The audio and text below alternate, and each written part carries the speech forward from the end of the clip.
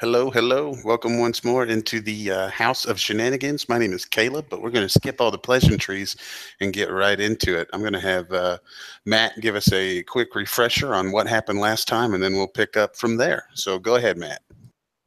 Alrighty. Last time, Ulthane Firemantle had recovered from being sick, and he joined our group of intrepid adventurers. And each of us received a strange letter. Um, they had 3 words on them, but all the words on all the letters were different from each other. And it got us curious. What is this? Why are we getting these things? Some of us got coordinates. Some of us got words. We didn't know what was going on. So in trying to figure it out, we also found out that a couple of people, other guild members who aren't in the party, also got these letters, namely Craig, and the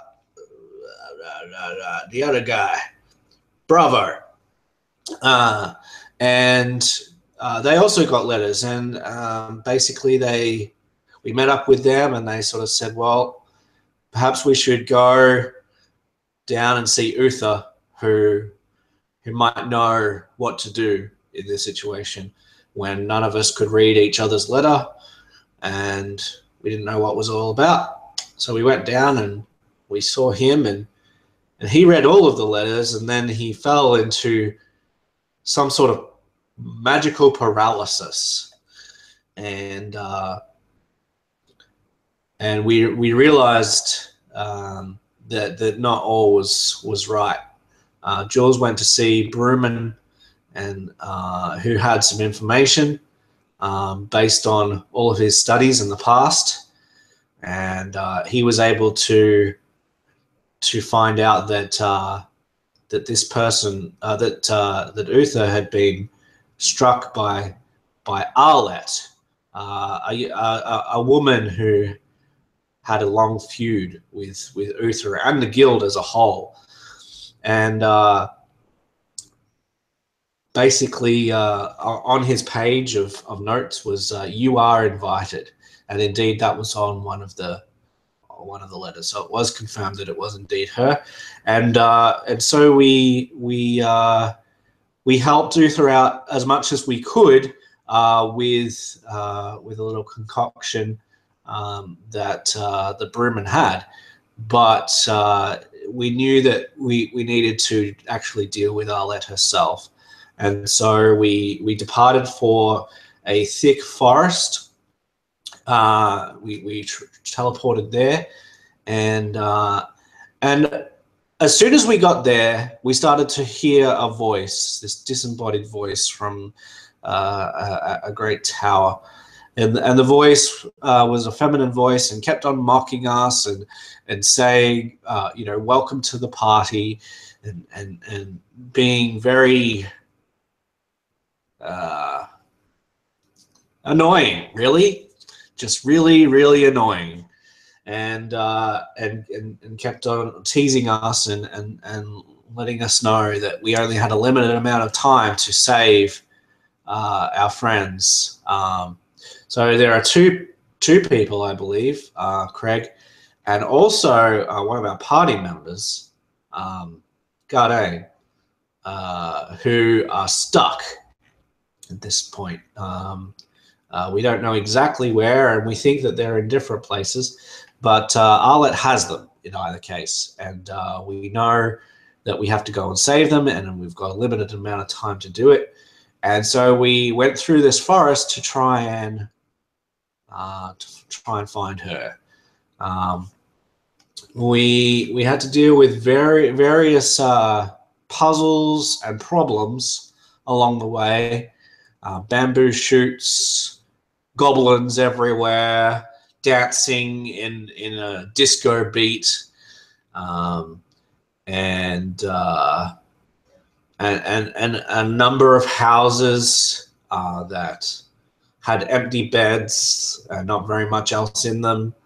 A raspberry flavored cake, and which was poisoned, and a well. When we got to the well, we discovered by lowering one of our party members down into it that there was a hidden passage at the bottom, and not very much water. So we were able to go along that passage, and we basically finished up by approaching a door with one of those slots that you can cover and uncover by pulling a thing, and we heard a voice saying that we're getting close, but we're running out of time, and the door has no handle on it, and we left off faced with this problem of this door, and so there's very little time to save our friends. I should have written down exactly how long. I think it's not very long anymore. Yeah, you started out originally 5 days, and paralysis became permanent, and you guys were down to 2 gongs. 2 gongs, yeah. 2 gongs means 2 days. Time is going very fast, and we're in a bit of a spot of bother, and that brings us to the present time. Right. Yes, it does. So what we're actually going to do here is we're going to go back in time just a little bit, and we're going to be at that moment. And Gardane, you're standing in Craig's shop, and you know what's going on. You got to go find Arlet, and you got to get something taken care of. And first, Jules reads off the coordinates and disappears, and then Roland, and then Ulthane, and then you say them. And as you say it, holding this piece, you see Bravo, his head kind of ticks a little bit to the side, so almost kind of in reaction to what you said, and you disappear, and you reappear inside of this, what feels like it must be a hole. And as soon as you appear, you are falling, and you fall maybe 15 feet or so. Where you land is spongy a little bit, so you don't take any damage or anything like that, but you kind of hit and land, and you look around for a second, and moments later, Craig appears about 15 feet above you and falls and lands right next to you. And he gets up and he brushes himself off, and he's like, all right, so where are the rest of them? And he's looking around this hole. I was hoping you could tell me. I mean, I'm pretty sure that I heard you say it right, and I know I said it right. And where the hell's Bravo? And that's kind of a rhetorical question that he's just asking. And then you hear a voice. Oh, well, looks like you guys fell right into place. Hello, Gardane. Hello, Craig. Craig kind of looks at you out of the corners of his eyes.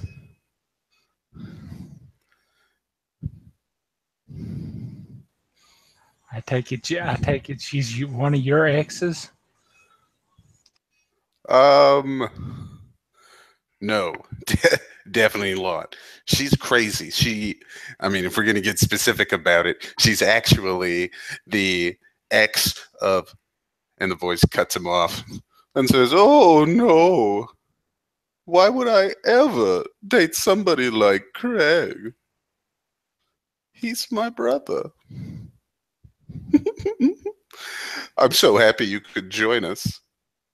You guys are going to be the star guest to the party.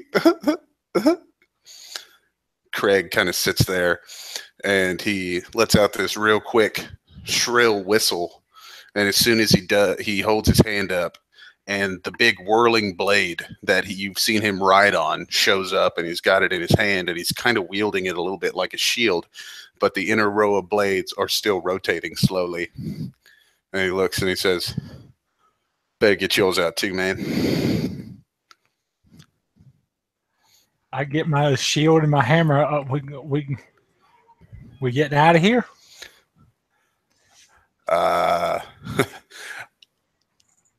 Mike, so this this young lady, my sister, as she's so kindly said, her name is Arlette. She's pretty pissed and has been for a long time. My guess is, yeah. And you can see him, and he kind of pauses, and his laid back demeanor, he kind of stiffens up a little bit. And even his surfer bro lingo, he becomes a little bit more formal. And he says, yeah, Gardain. Yeah, we'll get out of here. And he starts feeling around on the outside of this wall. I'll start feeling around on the. Wait, is it dark in here, or? Yeah, I mean it's dark, but you're a dwarf, right? Yeah. Yeah, so you can see, and you're kind of feeling around a little bit. Make a perception check, and actually do it with advantage. Okay. I got 18 plus 3, 22. No, wait a minute. 18, 19, 20, 21. Awesome. So with the 21, you see Craig kind of went to the left and he's feeling against the wall. And so you go the other way. And the first thing that stands out to you is this is worked stone. This is fabricated. It's not a natural occurring whatever it is that you're in. And your hand runs across in the back of your mind. All of your dwarven stone cunning is telling you that something is off about where your hand is at this very moment.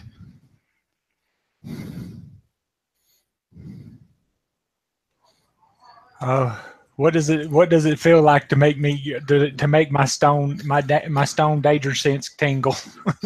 So specifically, since it's work stone, you know that when things are manufactured, a lot of times a lot of the stones are cut to the same size. And there is one stone that you stopped on, and you don't feel the same creases, the same cracks. You think that it is intentionally placed here, and that there could be some trigger that opens a way out of wherever you are. I'll look. I said, well, I know you can't see this, but there's a recess here, and I'll start trying to push that stone. Yeah, as soon as you push it, the stone just barely clicks in, and as soon as it does, all of the stones, the whole area that you are in actually lights up, because all of the stones are spinning, and where they're coming in contact with each other, they're letting off little sparks all over this place, and they're all spinning, some of them clockwise, some of them counterclockwise, and they seem to be kind of spinning and then clicking, and then another one spins and clicks, and it does this all the way down until it gets to the very bottom, to the stone you pressed in, and it opens up about a 10-foot tall triangle doorway, but you can't see anything through it. It's just darkness, even with your special eyes.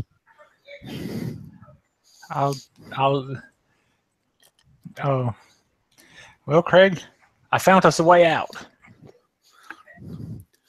Craig looks at you and he says, good. Yeah, you found a way. Good. And he kind of feels over, and you feel his hand kind of feel against the wall, and you hear it, and you actually see him inside this hole, this well that you are in, and his hand finally makes it over, and he kind of grips your shoulder, and he says, all right, dude, let's see what's through there. So I'll start walking through this little doorway. Sure. Yeah, so you walk through, and as you get through, it actually opens up. As soon as you kind of step through this blackness, you take 5, 6, 7 steps, eventually, twice that, 3 times that, and then finally, it's almost like somebody opened a blackout curtain. Just the lights are, you're going from your dark vision to regular vision. Your eyes are having trouble adjusting the other way, and so you sit there for a moment, and you're a little dazed, and Craig is kind of squinting and everything too. Finally, you come to, and in front of you, you see 3 mechanized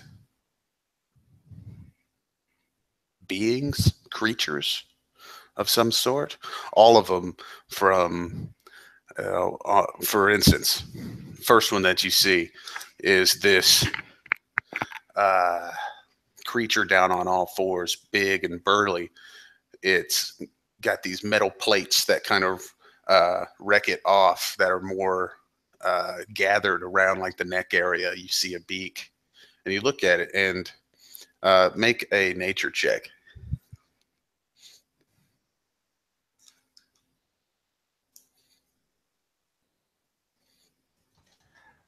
And 10. yep. So yeah, I would say this would be something you'd be familiar with. It looks like an owl bear, but it is mechanized, a robot of some kind. And where its eyes are 2 deep blank spaces, and then its mouth, you can see its teeth as if it's starting to open its mouth. And you hear the voice again. Oh, you are ready to meet the standards. All right. That's exciting. And you notice that as this voice is talking, these teeth on this mechanized owlbear kind of pulse red every time that the voice comes through. And that's not the only one you see, though. You see 3 other places sort of in the shadows of this room. There's one big column in the middle. The owlbear is on the left. Coming from behind this big column in the center of the room, you see this. We're just going to keep using your roll. You see this mechanized spider come clattering out, and it sits there and kind of leans back almost in a pounce. And the same thing where this one's got 8 eyes that all tick up, but every time that she spoke, all of those lit up red, kind of in syncopation with the voice. To the right, you see something majestic. It's beautiful. You see this mechanized horse. It's not a normal horse, though. This has a large horn coming right off its forehead. And every time that she spoke, the horn would light up. And there was a thin line down the middle of this column that would also glint every time that she would speak. And so they all 3 of them kind of form this V, and all of them look kind of in a, almost like they're about to pounce. And the voice says, "How about you take a seat?" And you hear Craig go, "Ugh." And as you look over, you've seen these shackles flip up out of the ground, and it grips both of his legs, and it actually pulls both of his arms right down to his side. And he struggles for a moment, and his whirling blade shield, whatever, rolls away from him.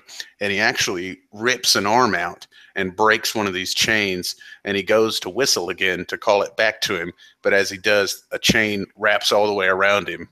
So now his arm is across his chest. The other one's down by his side, and he's being pulled down to the ground. He gets all the way down, kind of in a kneel position, and then a chair starts to elevate up out of the room. As you are watching this happen, same thing happens to you. Your legs get entangled by these chains that just shoot up out of the ground. They pull down on your arms. You You have an axe, is that right? Yeah. So your axe is dropped out of your hand. Your shield, since it's on, doesn't go anywhere. Same thing, you're pulled down to the ground until eventually a chair comes up out of the ground. And now you are bound next to Craig in this chair. And you see these 3 creatures in this big open room. And then they sort of disappear into the background, into the darkness. The floor, everywhere else other than a 10-foot square around you and around Craig. The chairs come up and they actually move you guys apart from one another. The rest of the floor drops out. And from what you can tell, you can't see the floor from where you're sitting. You can't see where it went.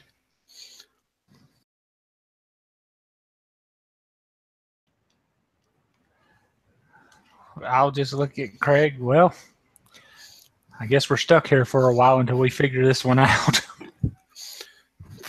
Craig kind of looks at you, still a little more proper than usual, and says, yeah, I'm fairly certain someone will be along to help us. I mean, and he kind of looks up, just kind of at the room. I mean, I didn't think she wanted me dead. She likes to do this sort of thing to mess with her ex. And see, the thing about her is, so she was my sister and some things kind of got out. Now, don't be telling all of our secrets, dear brother. Mr.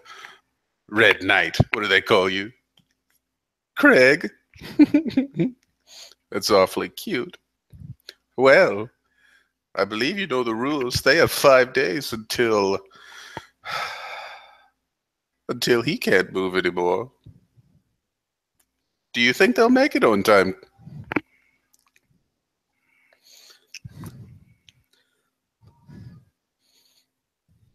And these little, essentially little drones kind of fly up, and they are carrying something underneath them, and they fly over and they fly right on top of your head. And with these 6 mechanical arms, very quickly, they put something on your head and wrap a string around you. And they're doing the same thing to Craig, and you can see he's got on a party hat, one of the pointy, conical party hats. Well, and you hear bong, bong, bong, bong. Sounds like they're coming for the party. It should be very exciting. And so we'll go back to the door. And so Ulthane, Roland, Jules, you are all standing outside of this door. No knob. It's got one of those sliding hatches on it at the bottom of a well.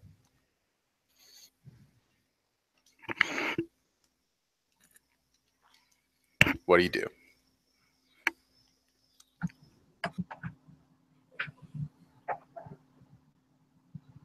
So last time we didn't do anything yet, did we? We just sort of came up to it, right? Right.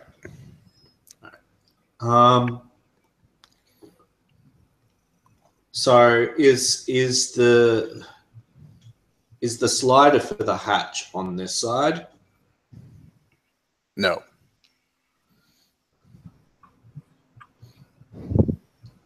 All right. So I guess what Jules will do first is push the door to see if it will move inwards.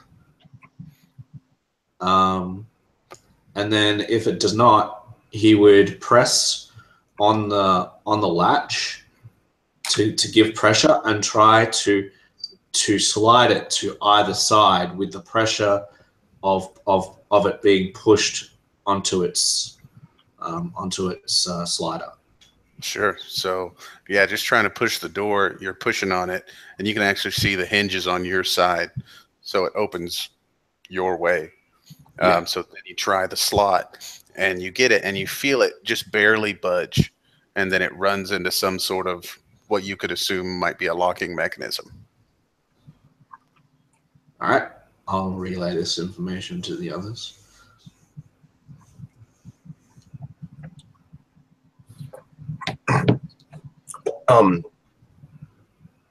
Is the does the locking mechanism look like it's something that can be picked, or that it's some sort of puzzle? I'll do an investigation if Sure. that's what's needed. Well, it's on the other side. You can't see the locking mechanism on your side. Whatever it is that's stopping this is on the other side of the door.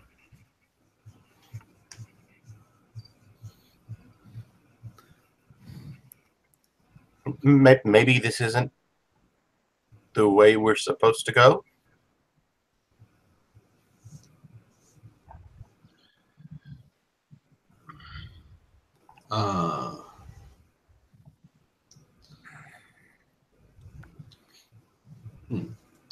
Jules will nod and like, well, if we're not meant to go this way, maybe we still do. I don't know.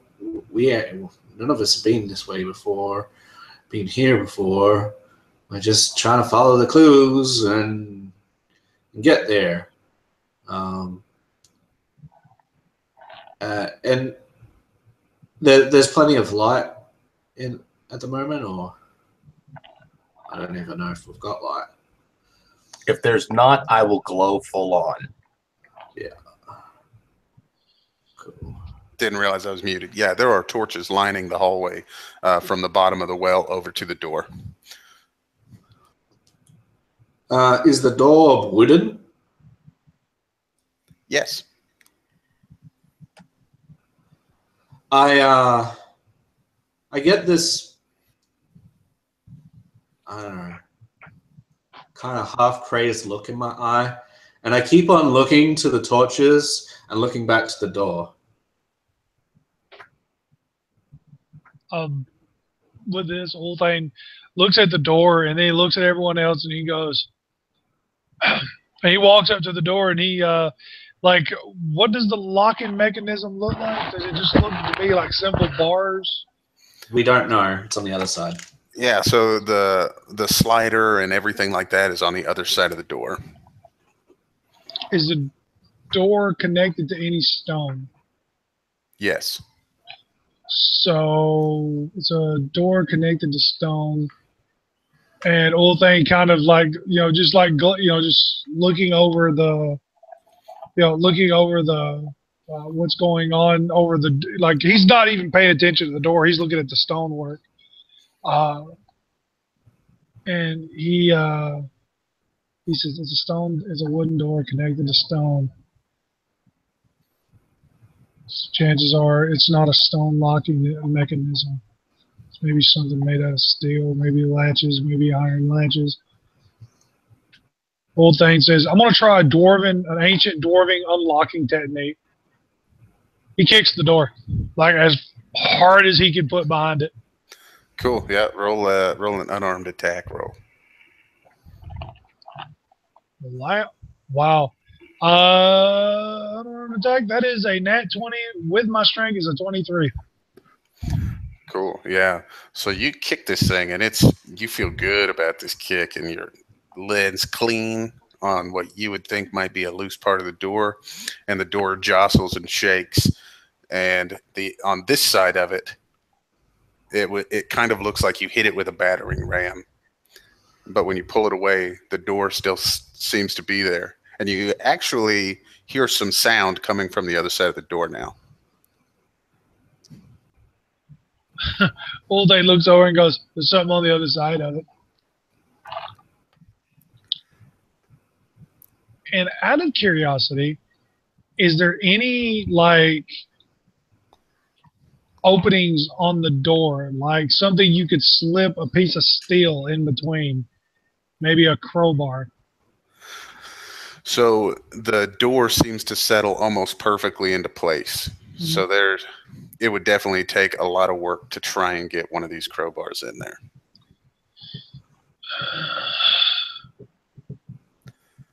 Old Thane looks back at him and says, "My idea is to hack the door down. Unless somebody's got a more peaceful way of doing it." We could knock. Well, that was enough of a knock to shock a sleeping troll into weakness. Please don't speak that into existence. What a great idea. I'll have to keep that in mind. Oh. What about holding your head underwater until the bubbles stop?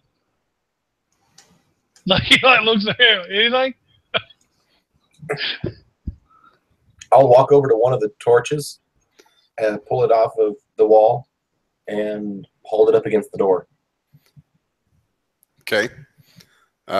With intent? Yeah. So you sit there and you hold it up against the door itself, and the fire seems to whip up next to it, but does not ever ignite the door. All right. So after having someone kick the door and have someone doing what Jules was thinking without much of a budge, Jules says, "Well, maybe there's a password. Like it's got a latch where you might speak into or speak out from." And he raises his voice, says,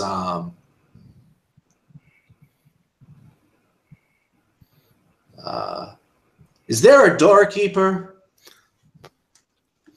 As soon as you kind of say this a little bit louder, the latch slides open and you see a set of eyes peering through at you.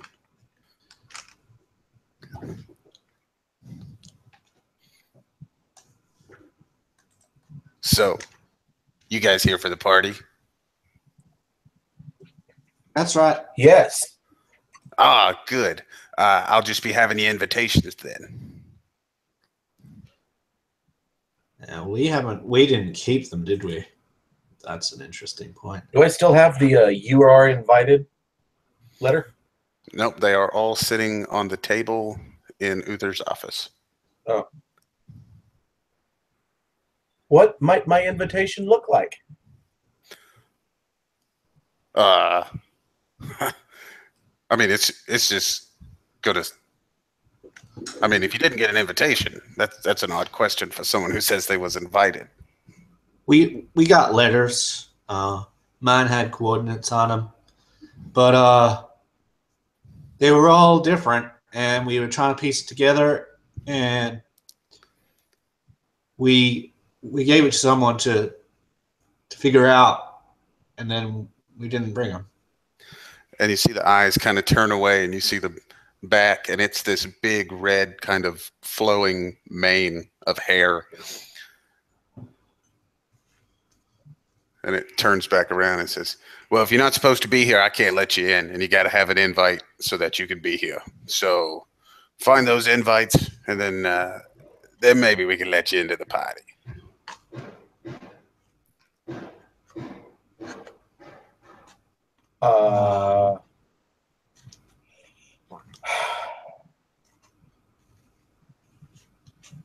Give me just a second. I look at the two of you. I look back at him. I start walking away a little bit, waving you over. Yeah.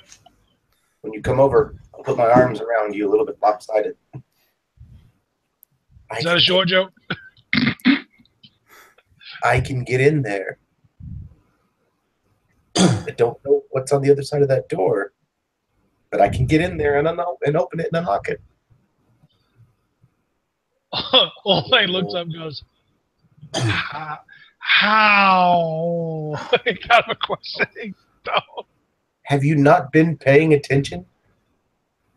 Like Old Thane just looks at it and kind of like you can smell alcohol on it. Lad, If there's one thing that my 8 wives have found out in 20 years of marriage, I never pay attention. But I says, but do enlighten me on how you plan on, opening the door. I mean, I know you're a man of great many talents. Jules, what do you think? I look back over. Jules? So the slider to the door when it showed us the red hue of this person's mane or whatever it is, did Jules catch enough to maybe jog his memory as to what this creature might be, like nature-wise or historical wise? Or was it just like the back, just a small portion with a little bit of color? And you're muted. Whatever it is, it definitely looked. I mean, you got the sense that it was humanoid, and that was just its hair. So it could be a whole litany of different things. Yeah. Jules looks at Roland and sort of says, well, it's a possibility, one that we shouldn't necessarily decline, but if that creature is powerful, I don't know what it is, but you might be by yourself. Oldane, look, he obviously sees that he's willing to do it, and he looks at Roland and he says, I would rather try a simplistic approach than to put you in danger, because if something's on the other side of that door that you can't handle, as intoxicated as I am, I would not be a happy dwarf. So let's try a simplistic approach. Oldane says, wait here. I have an idea. Oldane walking back to the door, and he says, sir, we was invited to the party by a lady, what was her name? Scarlet? Arlette. Arlette. We was invited to a party by a lady, Arlette. She's expecting us. So happenly, the invitations that brought us here was lost on the way. Now, I realize you have a job to do because you are the protector of a door. I says, but I'm sure your lady would be very disappointed if her guest of honor do not arrive. Now, what I'm trying to do is persuade him. That's what I'm trying to do. Sure. A simplistic persuasion. 18, not bad. So he sits there, and you can kind of see him. He's squinting at you the whole time. And as you kind of say that, his eyes kind of cock up like he's thinking about something. He's like, oh, yeah, but the guests of honor are already here. I assure you, lad. I know that Miss Alice, she sends out a lot of these invitations, and she throws parties a lot. The trouble is, she hired me to do one thing, and that's to be the bouncer here. And if you're not supposed to be in here, I'm not allowed to let you in. So, invitations. Okay, I says, but it's going to be her. It's going to be your hide that she's missing some guests. I walk. I says, no. I storm up to the door and we'll just sort of like, oh, go ahead, you go first. Yeah, I'm going to teleport in there and unlock the door, and I scream, open it! So when you teleport in, do you have to be able to see where you're going?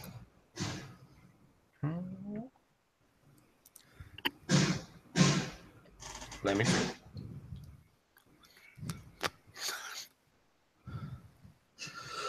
Well, the turnabout says. I suppose if Nolan walked up there while I was trying to talk to the guy, I mean, could he kind of see in there? Well, so the guy's eyes are right up next to it, and the slot's only about big enough for the size of his head. So you can't actually see into I the do room. have to be able to see in there. So he sees you coming rolling. Invitation set. I pull out a slip of paper and I wave it right here and I poke him right in the eye with it. Cool. Well, he's a Dorban, so this is his job. So he kind of pulls back and grabs it. Perfect. He pulls back. I can see in there. His hair is overflowing. You see this big, enormous red hair kind of, that's all you can see other than his face. And he grabs it and he looks at it and he goes to tear it. And then he's like, wait, this doesn't say anything. And he kind of pops it back out the door. Well, if you guys don't have invitations, I may not be able to let you in. Jules turns his back on the man and on the door. And he grabs out a piece of paper and he writes the coordinates that he remembers quite very, very well. And I'll say, this is what I got. And I'll hand it through gently. And he kind of looks at it and he tilts it and moves it. And he closes it and opens it and closes it and opens it. And it's like, sorry, it doesn't sound like you have the song. Wait, and I'll unstrap my backpack from one arm, sling it around under my other, reach in here, and I look at him, and I look at this ticket. This is our invitation. And he grabs it and he looks at it, tears it in half, hands it back to you. And as it comes back into your hand, it reforms into exactly what it was before you gave it to him. And he says, perfect, invitation's great. And the door opens. Thank you. Sorry about your eye. I didn't mean to go after it. No, it's all forgotten. And as the door opens, it opens all the way. And now you are standing in this room. And it is what looks like just a hallway that goes 10 feet to the left, 10 feet to the right. So it's 25 feet wide. And at the end of the hallway to the left, this is probably about 10 feet deep as well. You can see a door. And on the right, you can see a door. But you do not see any big red hair thing. So Clyde, you're strapped to this chair and it starts moving. And you can see that the chair that Craig is in is also moving. And it's the whole platform that you're on, they're kind of mirroring each other as they're moving, and they're, you know, circling along, kind of avoiding the columns and things like that. And eventually it kind of screeches to a stop and it turns both chairs around. And at this point, you've been watching Craig to get a feel for what's going on with you and kind of looking around. And then all of a sudden, these metal chutes stick out, and you just barely are fast enough to turn your head. But now these chutes are right up next to your temples, and it's got you looking straight ahead, and you can't look to the sides by moving your head. And you feel this impact from behind the chair. And you hear Craig go, oh, shit. And in front of you, again, you see this floor. Falls out. You can't see the bottom anymore. But almost like cards shuffling, the stone from the walls themselves kind of shuffle inward. And you see it, layers there's a set of doors on the left and on the right from what you can see. A floor appears, another set of doors with walls. The floor appears, another set of doors with walls. And it does this 5 times, each time 2 doors. And there is, between you and the far left door, there is about 100 feet of just void.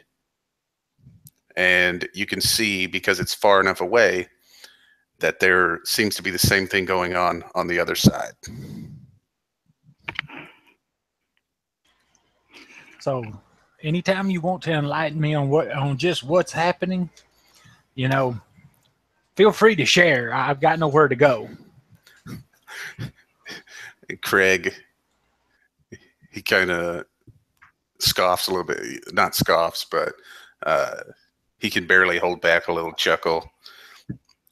And he says, I think the best thing to do right now is just to focus on that door. You're going to get out of here, Gardain. We're going to get out of here.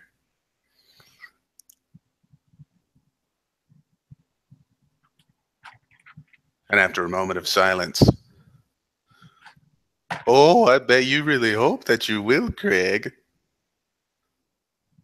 But I'm afraid that seems very unlikely. Perhaps somebody's brother will die tonight. Or not. I don't know. It's a party. Things happen. Let's just wait and see. And you hear Craig's voice kind of coming from the other side of the room. He says,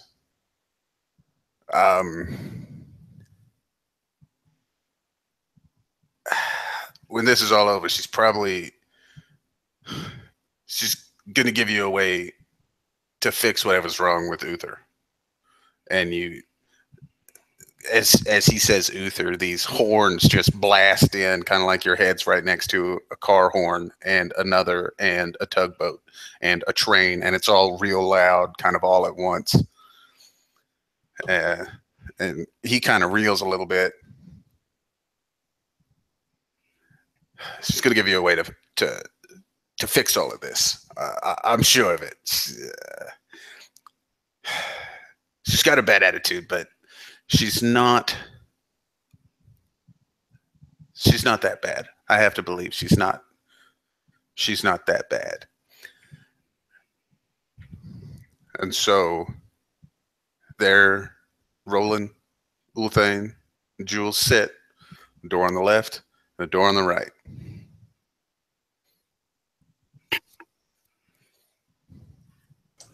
Door on the left. So you walk up. Traps. Cool. So you walk over there. Make the investigation check for me. As you're walking up and kind of checking for traps, you see on the door there are, it looks like writing, but you are well, I don't know, what languages do you speak? All of them. Okay. Given enough time, I can find the language that it is. Cool. Even I mean, any language at all?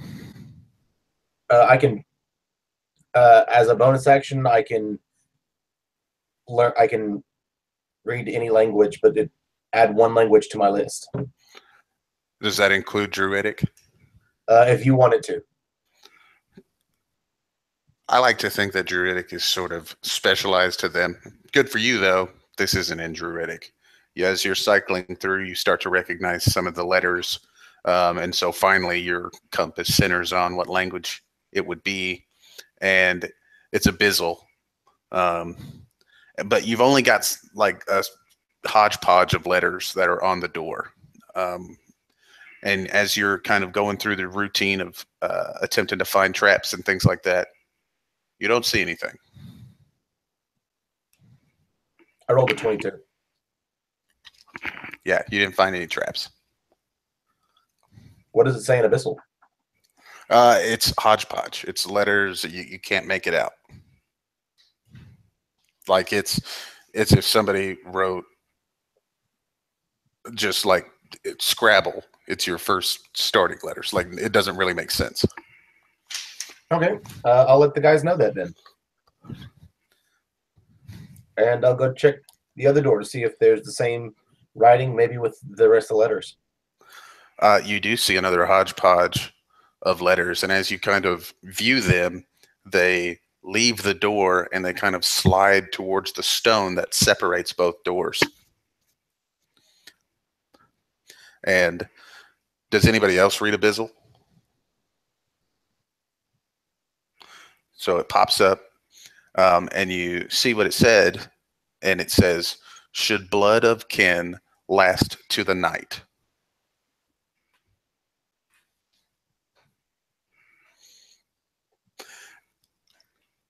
And two lights pop up, two colored lights. On the left, there is a dimly kind of dull red light glowing. On the right, it's a white light.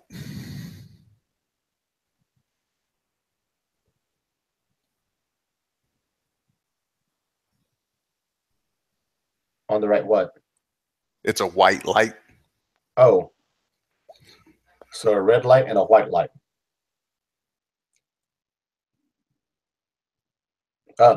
I'm talking out loud to myself this entire time. Should blood of kin last through the night? Ooh. I am certainly not related to either of the two of you. Unless you have special cousins, looking at Jules. Well, his brother's here, trapped. The more and more old thing, like he hears this thing, more he hears it, the more angry he becomes. And he says, I grow sick of this witch's fucking I grow sick of this witch's puzzles and games. I'll put my hand on your shoulders. Don't get too sick, friend. If you do, you're letting art get to you. We will find your brother. He is very stout. Yes, he is.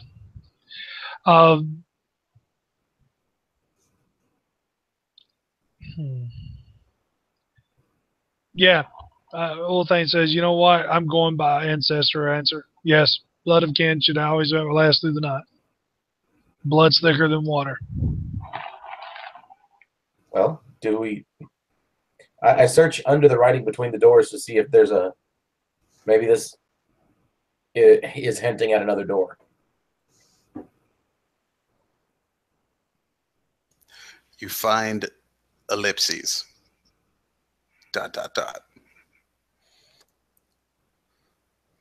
There's more words somewhere. We're going to... If there's nowhere else to go, I suggest we try the rooms to see if we can find more information.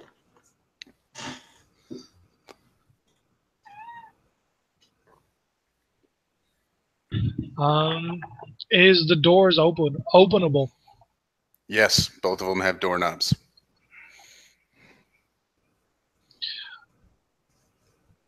Old Dane looking at the others and say, do we have a preference?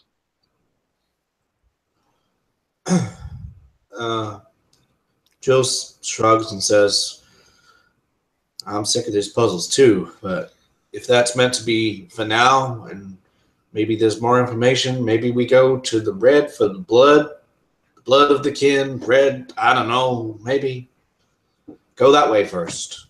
The white could be the moon. What's the moon? Because of the night?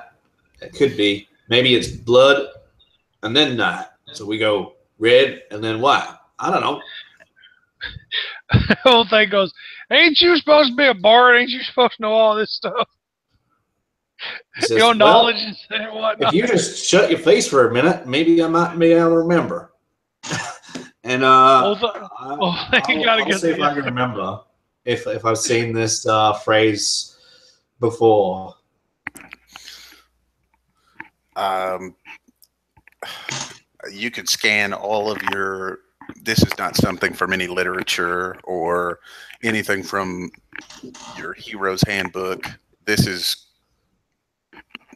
completely unique. Yeah, yeah. I put my hands up to my head, to my forehead, and I'm like, I'm doing this. I'm just like, no, I don't remember anything like that.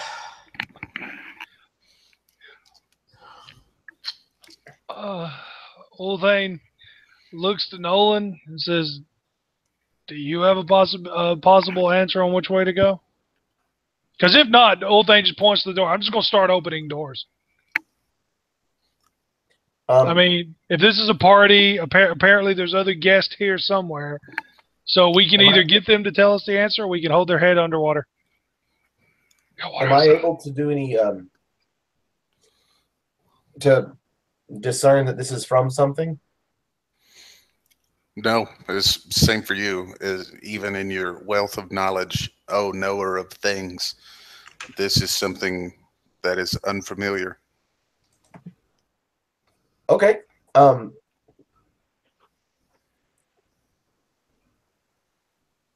Okay. Well, let's try a door then. Old Thane, which one do you want?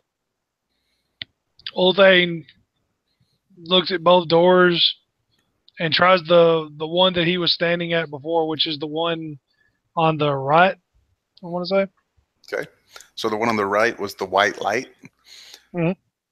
So as soon as you grab the knob and turn it and open it, the flooring from everywhere that you are not standing falls away. The door on the left side is gone. You have a path. If you were closer to that door, Jules, Roland, there is a path of stone that you can easily walk across, but there is only the right door now. Well, Old Thane looks at him and goes, I guess this is the path then. I started walking up the stone path, climbing, whatnot. Well, so you just walk straight through the doorway, and you find yourself in a room exactly like the room before. Door on the right, door on the left. Gardain, you hear some sort of mechanism crank, and Craig goes, "Oh shit!"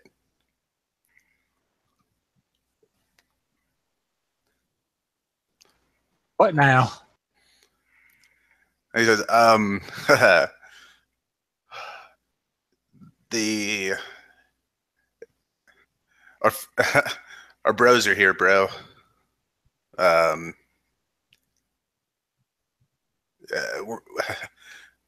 Eddie goes, serious. We're going to be fine.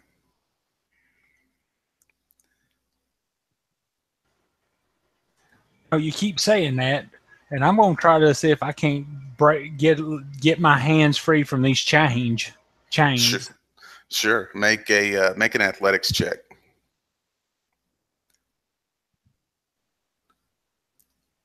Which really is just strength with proficiency.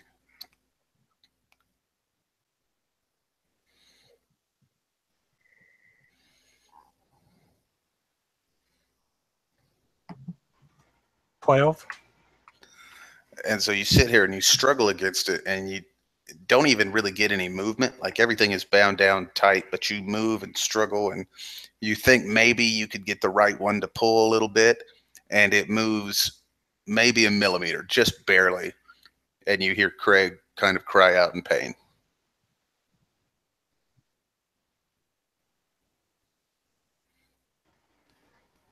So, is it hurting your right side? Says, no, it's hurting everywhere. If you struggle, the other person pays for it. So, like I said, we're gonna be fine. We just gotta wait on him. And he's breathing heavily. Okay. So, The other three, you are standing in front of a door on the left and a door on the right. Because you picked it up so easily last time, there are scattered letters above or on each door. And I'll wash, rinse, and repeat. Gotcha. The night's loss will be in blood.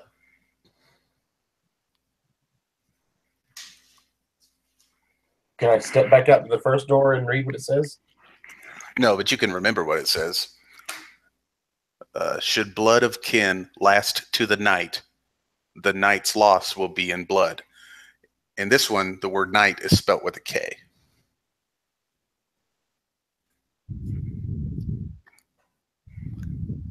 Okay.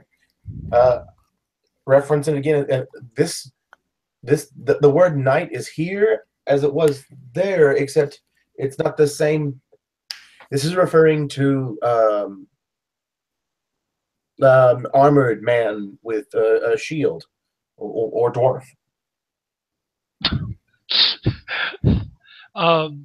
Maybe a large weapon instead. Maybe not a shield, but certainly someone as you.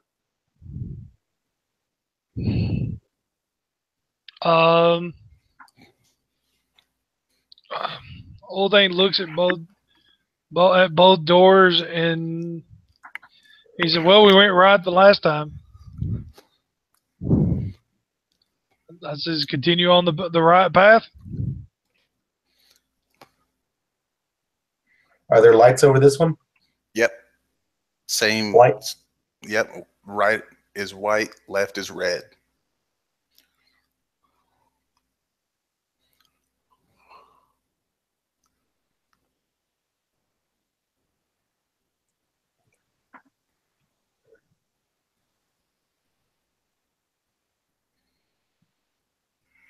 Yes, let's go with the right door.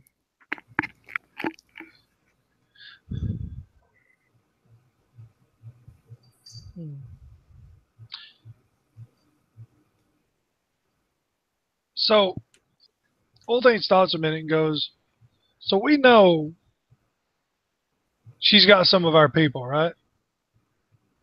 Your brother. But there's two lights. Would you like You to don't open think- both doors at the same time? Well, what if one light represents one person and another light represents the other one?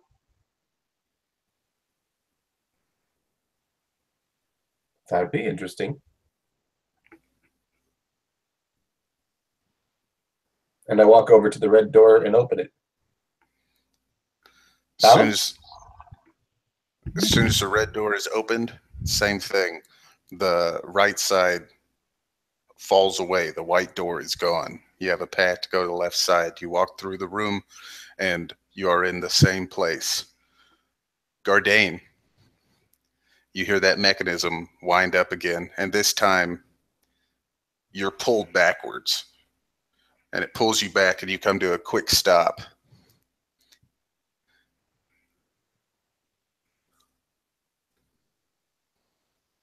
You three are in a room. Wash, rinse, repeat. This one says, to live or die, that's for you to decide.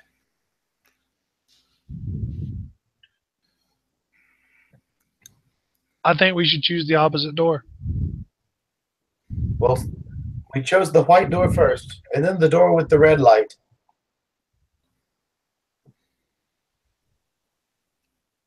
We could choose the door with the white light again. We could, but I've always been taught that the white light is always good. Says That is bad. I mean, sure. we all work for Uther. We're Old thing cocks his head to the side and he goes, "I get paid by Ulthar, but Ulthar's not my brother."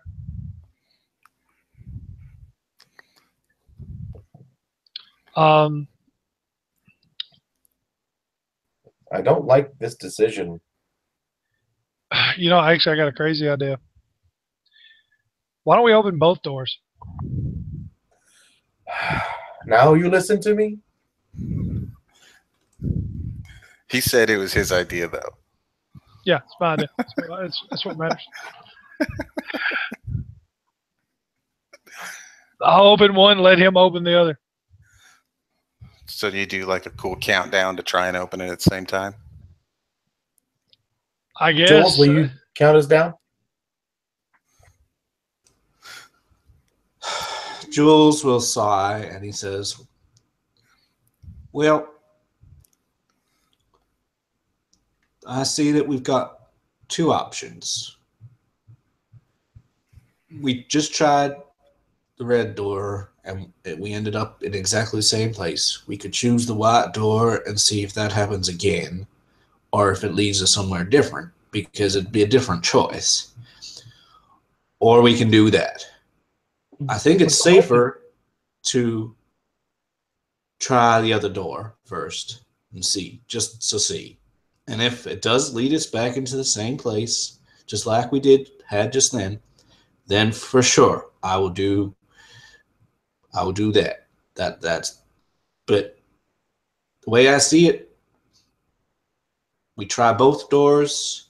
If both of them have the same outcome, then fine. But if we don't, then we've got an option that we didn't choose, and maybe it was the right option. I don't know.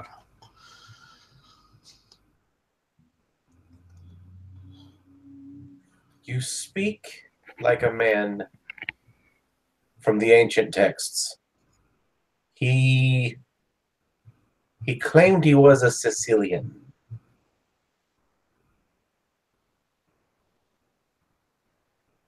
From Australia?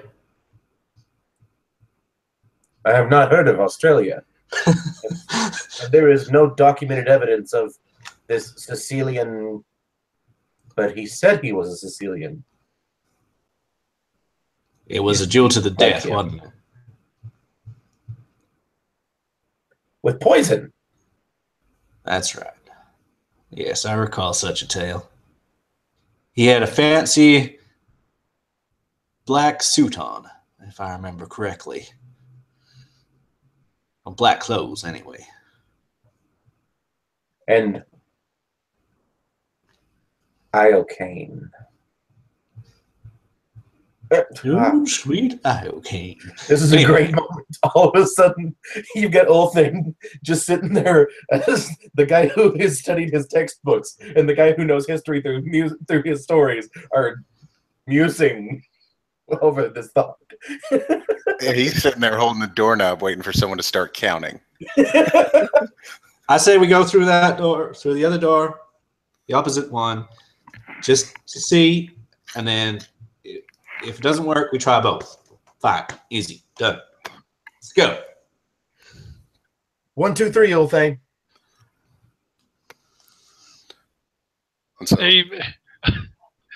Well, thing, like, just as they start to go through the white door, he just opens the other one, like.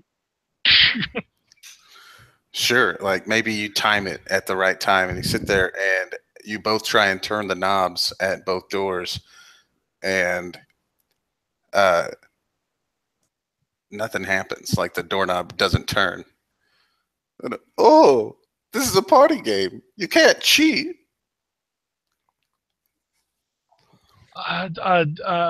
Old thing goes cheat. Old thing looks over at Nolan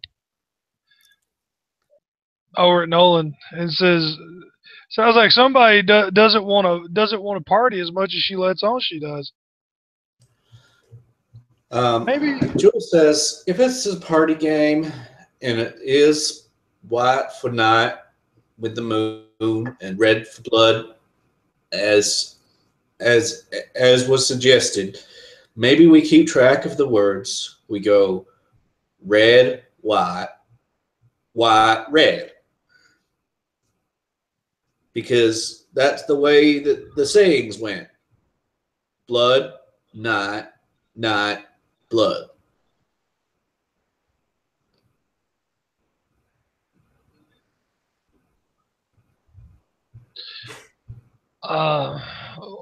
Haldane says, I guess. I haven't a clue. And don't forget, this wall says to live or die. That's for you to decide. To live or to die, that is for you to decide. So that was on the third one. I didn't catch that. Yep. Should blood of kin last to the night's loss will be in blood. To live or to die, that is for you to decide. Huh.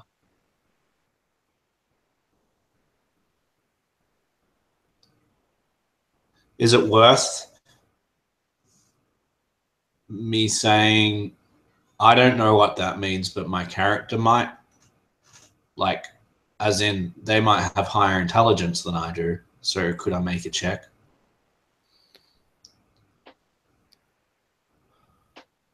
Yeah, just make an overall Arcana check. And Roland, you can also, since you've been integral in dealing with all of this, you can make that too if you like. No. I didn't really do very well. You know what? I'm going to add that bardic knowledge you gave me last game. Sure. I mean, I could give it to you again. Sweet. 13 now. Yeah, that pretty much ties me. Cool. So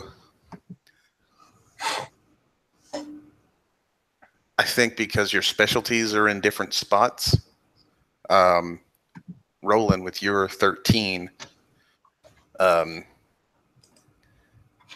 thing that keeps playing over and over in your head is that you're walking out of a room into what seems like the exact same sort of room. And you can't tell whether the choices that you're making are having any sort of impact. Whereas Jules, this it's called the Lover's Gambit. It's kind of an overused plot of a song in some of the more storytelling songs that aren't necessarily the epics of all of the valiant deeds, but this is actually like songs that help you learn and teach things. And the Lover's Gambit is the closer you get to one thing, the further you get from another.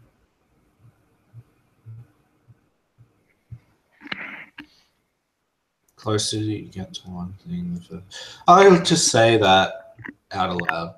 I say,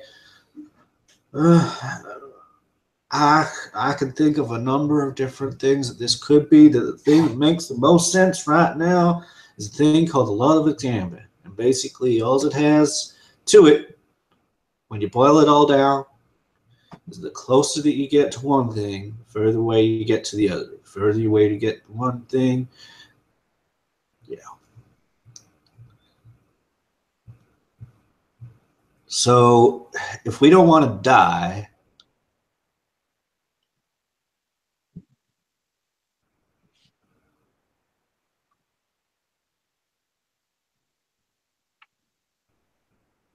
I don't know. I don't know what it means. Well, it would seem that based off of your explanation, the more we go through one door, the less likely we are to be able to get to what's ever behind the other door. Yeah.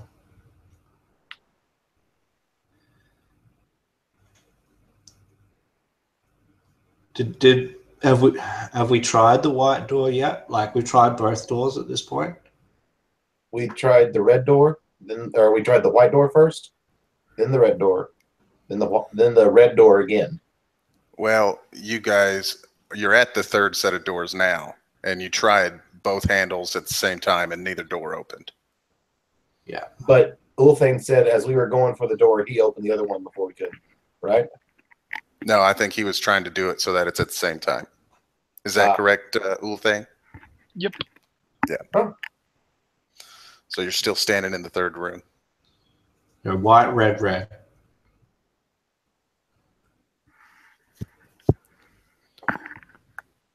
No, just white, red, or red, white.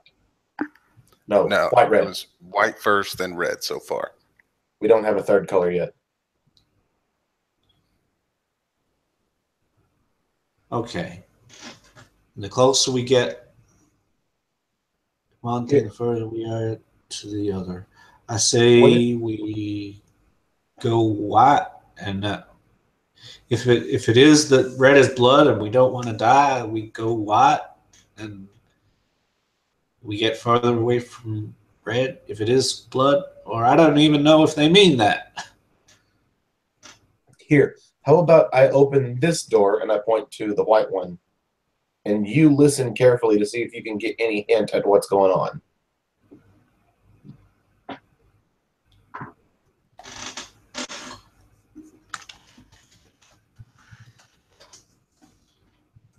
I mean, Jules is willing to try just about anything at this point. I mean, just like Ulthane, he's pretty sick of all of these puzzles. So Roland's excited. Roland's like, yes. Wait. You know, just out of curiosity, is there a roof? Is there a roof? Yep. Okay. Cause I was gonna say we're sitting here like it's like door. No. Anyway.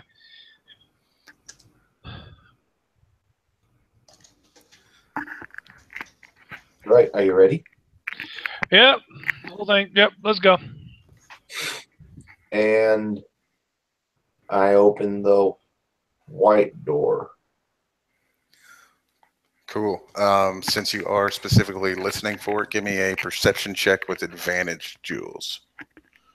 And Roland, same thing. You open up, the side to the red door drops away, and there's just the path, just the stones. I keep saying path, but just the stones that kind of lead to the right door, the white door.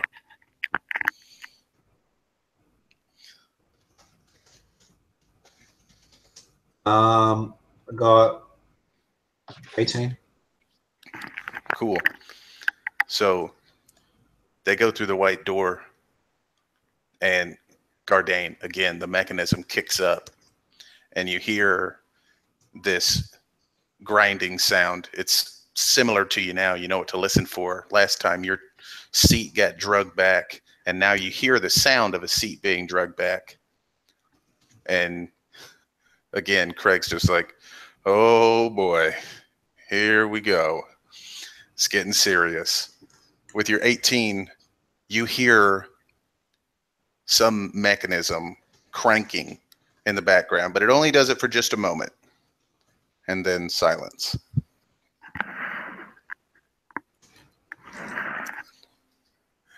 And now all three of you stand in a room. The letters come together, and it says, "One of us will lose a brother's love."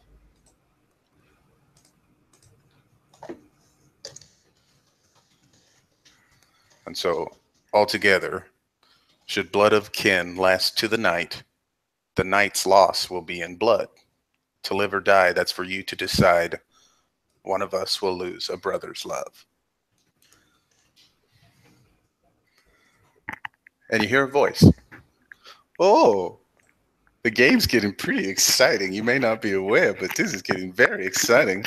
Let's, how about I let you talk to one of the players of the game? Here they are. And a voice comes through. Yeah. Yeah. All right, right now. For God's sakes, guys, go through Gardain's door. And it cuts off. And you guys know Craig well enough, even though maybe it didn't sound like him, at least his vernacular. That was his voice. Which one's Gardain's door?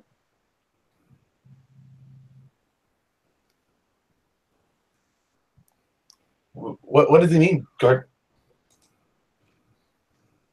Who's, if one of us is going to lose a brother, who's the other brother? Jules, do you have a brother? No, I can tell you what it means, though. It means that Craig's going to die or Gardain's going to die. Well, it doesn't say that anybody's going to die. They're just going to bleed. You're going to lose them. So they're either gone completely or imprisoned forever or dead. One of the two. Things that are lost can be found. And old thing, you know, sitting there rubbing the temples on his head, and he was like, "This is why. It's because of people like her that makes dwarves stay underground." He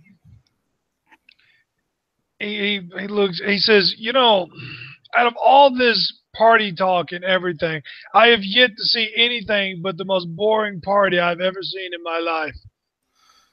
What about the cake? That was pretty sweet. Yes, that was very interesting. Jules, you ate a lot of cake.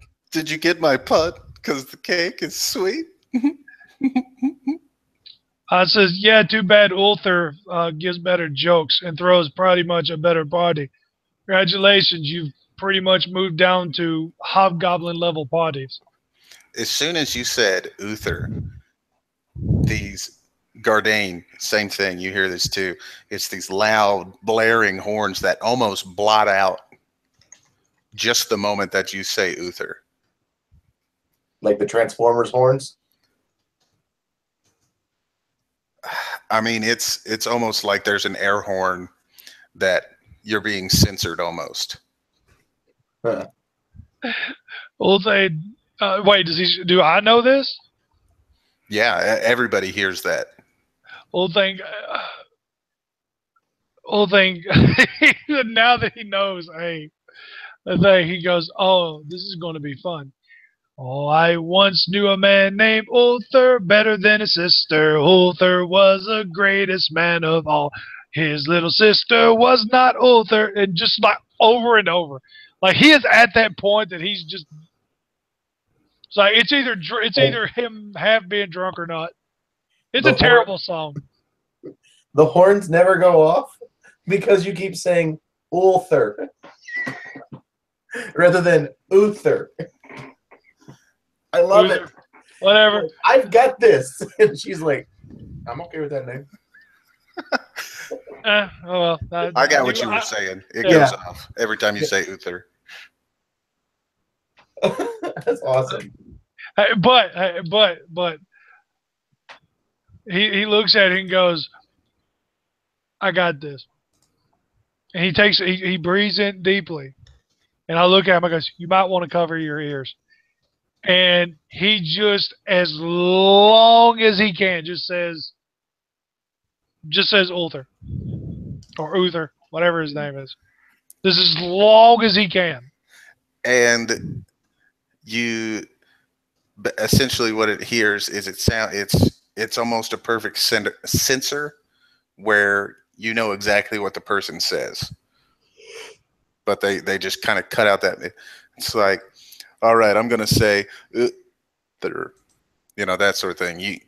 You know what that person was saying. Dave. Yeah, fucking whatever. But oh, come on, guys! Are you guys really done? I mean, you're almost there. Open the white door. Go ahead, Ulthar. Yeah, I opened the white door. But as he's walking to the white door, I look at Jules. I says, "You know about music, right? Like, the whole musical tones, right?" Yes, sir. I says, what if we can trick the horns into saying the guy's name? I wonder if she would censor the horns from what the horns is blotting out. I says, because it's all been a party theme. I says, the dance floor, party theme, cake, party theme. I says, I refuse to accept someone who has the whole thing of a party in mind to just throw a door out.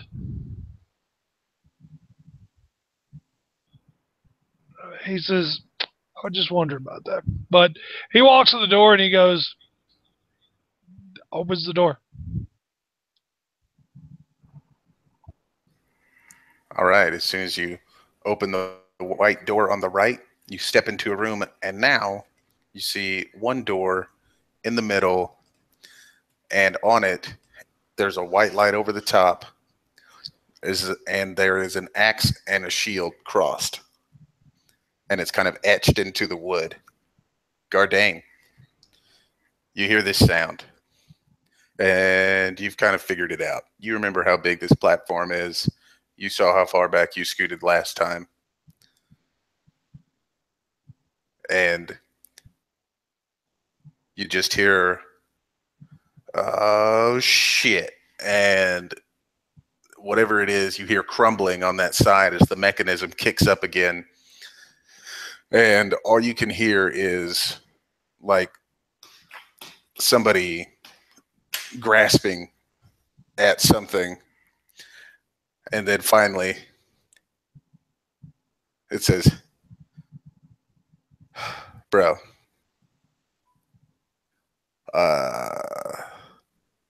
no. They've already decided who wins this game. And you hear the machine crank up, and as it cranks 3 or 4 times, and you hear it, and it just keeps going. And as it does this, the little metal pieces that were blocking your head quickly shudder back. Your bonds are broken.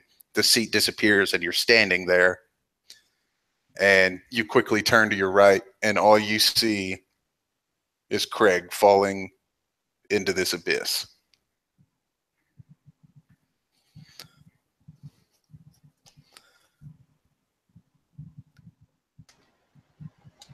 Oh, son of I jump after him. The floor around you begins to pop up. And so you go to kind of make a jump off the side, and flooring comes and meets you. And every time you run over to where the platform was to get closer to where Craig was, the flooring comes up. And finally, you're standing in a room. This big column supports the middle of the room. And you hear noises from behind you. And you hear noises coming from what is now the one door has moved to the center of the far wall where the 2 doors used to be.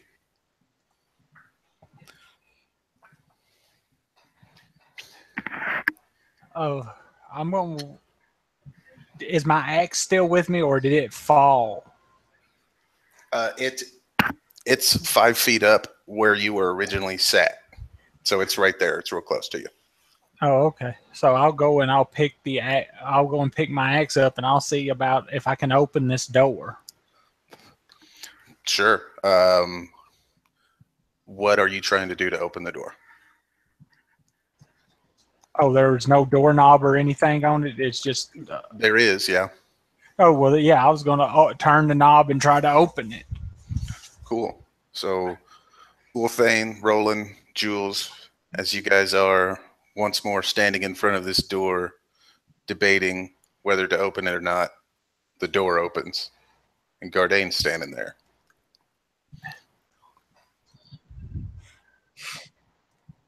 I kind of have my hammer in my hand, Like, just almost like instantly pop it up.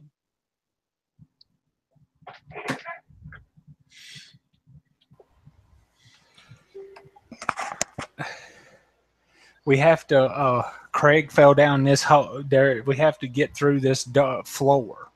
He fell down.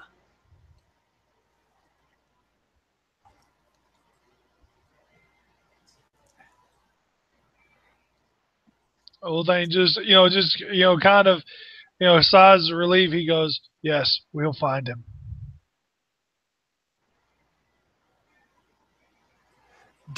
Was I able to maybe see how thick those blocks were that was falling up in our path?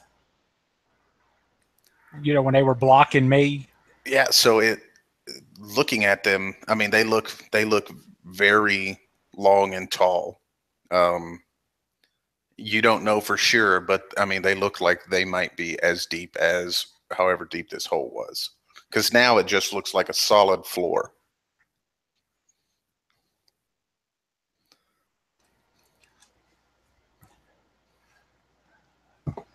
Okay. So now we have to go find Craig.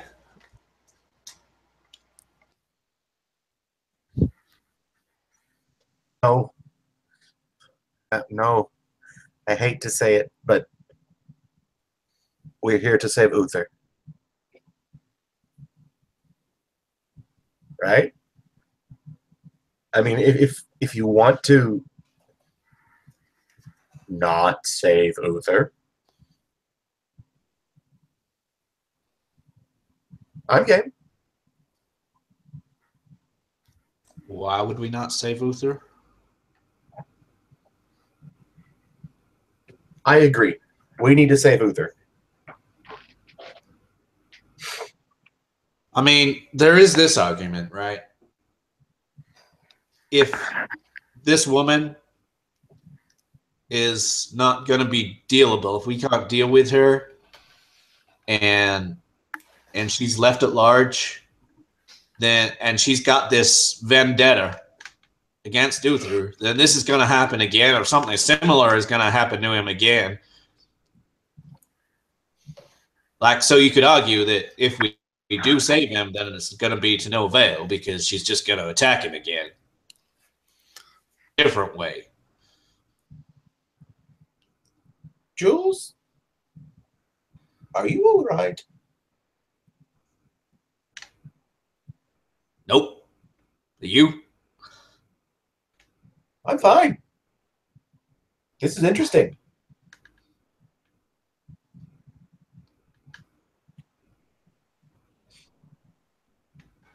Okay, so let's. Jules raises his voice and sort of says, "Are you coming to this party?"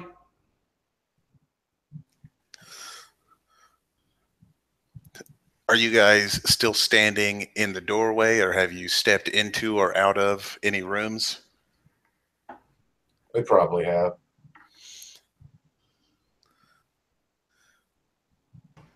Yeah, if they didn't come in the room, if they didn't enter into the room with me, I came out of the room with them. So you guys are standing in the fourth room, and you don't hear any response.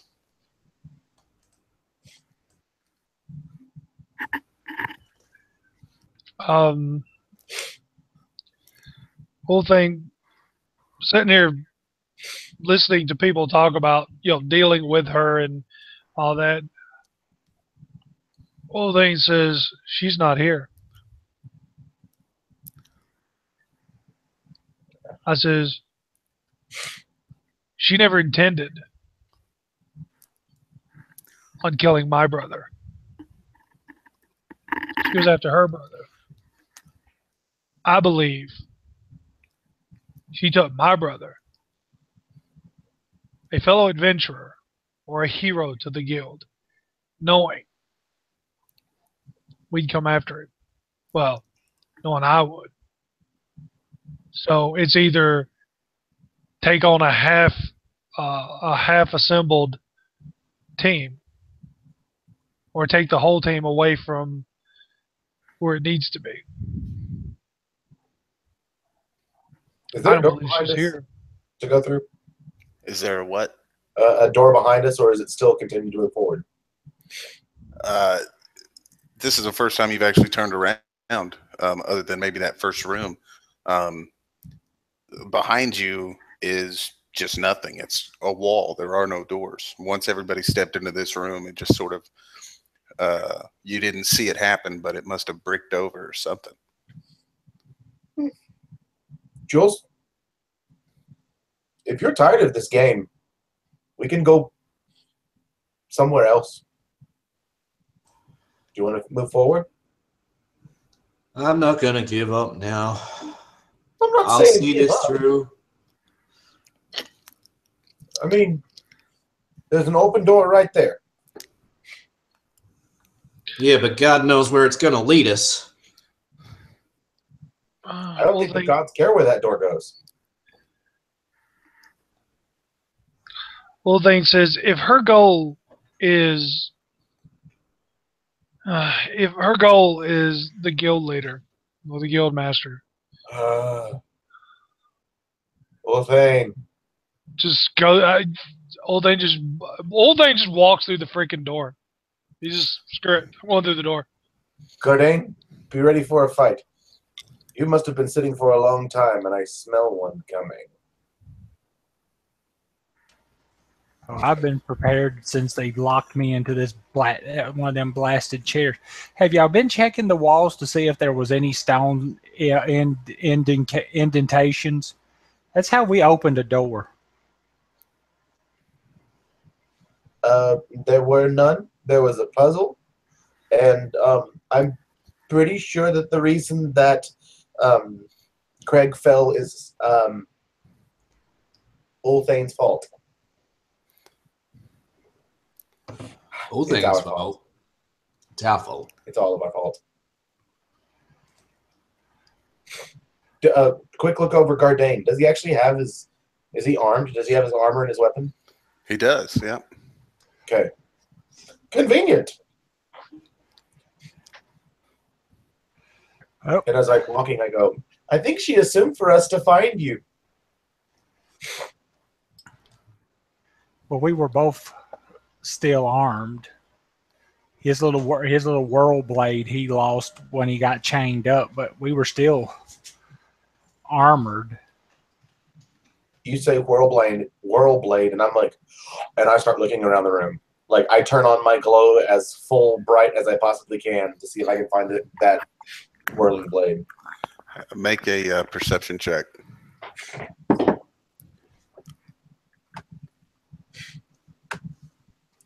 It's 14 on the die, so it's a 17 total. So you're kind of looking around on the ground and you don't see anything. Again, since this is the first time you're seeing the room, this is a big, it kind of looks like home plate. Yeah. It's, sort of square. And then at the end, it comes to a point in the middle. There's this large column. And as you're kind of looking, the far end is a little bit darker. And the voice. Well, I heard you ask your question. You just weren't ready for the answer. But now, it looks like you might be ready. Now, what I'm going to give you is pretty standard. And Roland, what you see are these red lights kind of blinking to the words, but they're off in the distance, kind of on the dark side of the room. But every time that it lights up, you can almost make out like a shape. You can almost make out some sort of bestial head that seems to have this light coming from the mouth. You can see this spike light up, and it kind of shows the body of a reflective metallic horse. Well, that's interesting.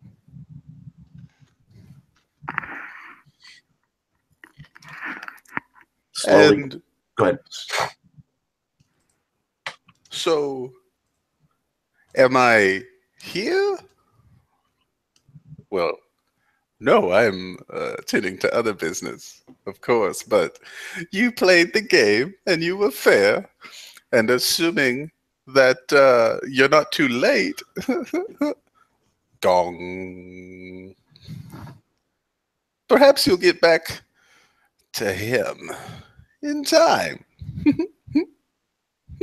Maybe. Until then, though, good luck. Everybody make a perception check now.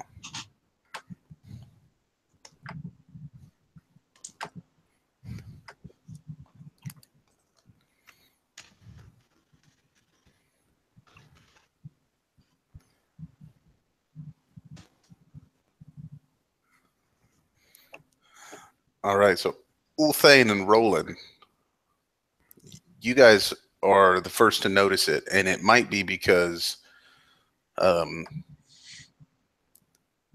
you can see Jules, and Jules can't see himself.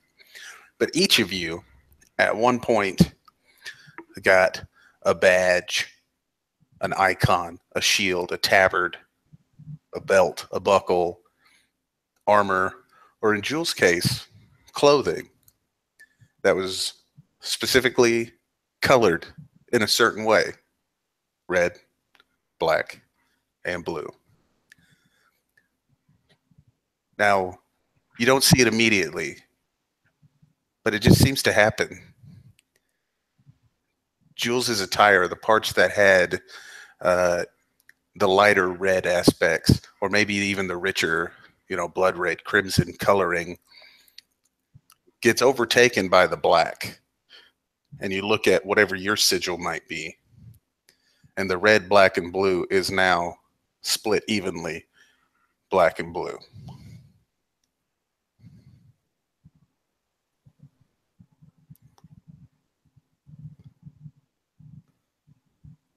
Are you ready to play?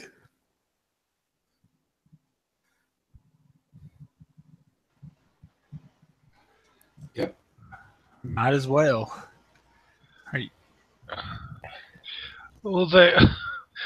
Ulthane putting his flash back up and goes, I was ready to play. I was ready to play when I came in here. I take out my light crossbow off my back, pull out my short sword, ran it into the ground. Play on. Would you like to know what you're playing for? Can we know what game we're playing first? I have a Perhaps feeling. it's a little insensitive. I have a feeling we're about to run into the bear, the owl-looking bear, the unicorn, and the spider right about now. Is it Yahtzee? I hope it's Yahtzee. Ulthane goes, we're not playing the game. Chase that bitch down and stab her with a stick. Not today. I think you guys will be playing Red Rover. Oh, maybe you don't get it. It's okay. Now, Roland, Gardain just said the bear owl thing, the unicorn, and the spider. You saw two of those things. But that's all. You saw what you could assume is the unicorn. You saw that bestial face that could be that bear owl. But you didn't see a spider. Don't forget, right now I'm glowing. Yeah, no, I didn't forget. Okay. I've assumed you've been glowing this whole time, to be honest. I'm still glowing. I got bright light 20 feet, dim light another 20 feet after that. This is a fairly well-lit space. If you don't have dark vision, you won't be impeded in this area. Unless you go to the far end, then maybe. Okay. Then I say, spider, where? And you There's see only bear, owl, and a unicorn. And sort of emerging from the light behind the column, or into the light from behind the column, you see it. And everybody sees kind of what I described before, this metallic, mechanized robot owl bear. Roland, you're probably very specific, or have seen these things before. In the area around West Rock, they're not aggressive. So you've seen them. Oh. The unicorn is a little magical. You didn't think that it actually existed. You just assumed this is a horn on a regular horse. But those are the only two things that kind of step out into the light.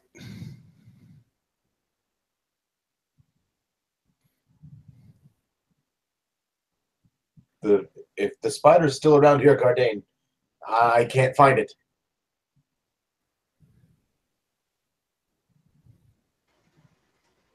Yeah.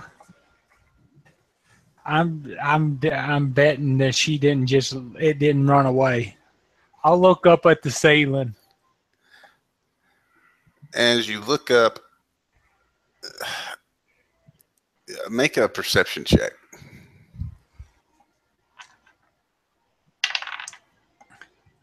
15. You don't see any. I mean, it's the ceiling, which in here, the ceiling actually goes up about 35 feet. Oh. It should be lit then by my light. Right. Yeah. Like I say, the only dark area is the far end. I'm gonna start walking towards the those mechanical is the bear. Cool. Go ahead. I stay at my sword since he's moving. I stay at my sword, and if any of these, if the owlbear, mechanical owlbear, or the unicorn, or even a spider shows up and is aggressive towards us, I'm gonna shoot it. The moment Ulthane sees his brother moving anywhere, he follows his brother like out ahead of him. Until he senses danger, he's just going to shift his shield off his back and take his warhammer. Jules, Yes. what are you going to do? Or what is he going to do? Got no effing idea. So what exactly is the situation right now? I'm completely lost. So there's a giant column that is in the middle of this room. Behind the column is darkness. On your side of the column, it's pretty well lit. From where you're standing, that walked out into the light on the left side is this mechanized owl bear. On the right side of that column that stepped out is this mechanized horse with a horn on its head. Yeah.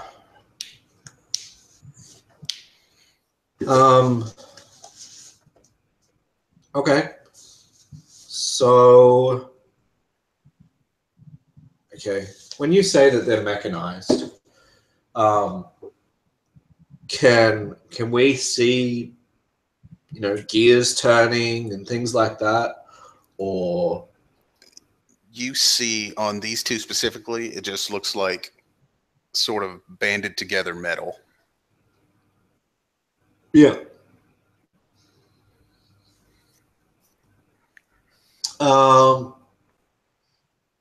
So Jules will draw his rapier, and are the two creatures facing each other, sort of? They're facing out towards you guys.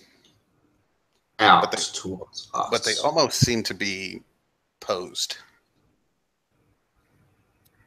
Posed. All right. So what Jules will do is he'll draw his rapier, and he wants to find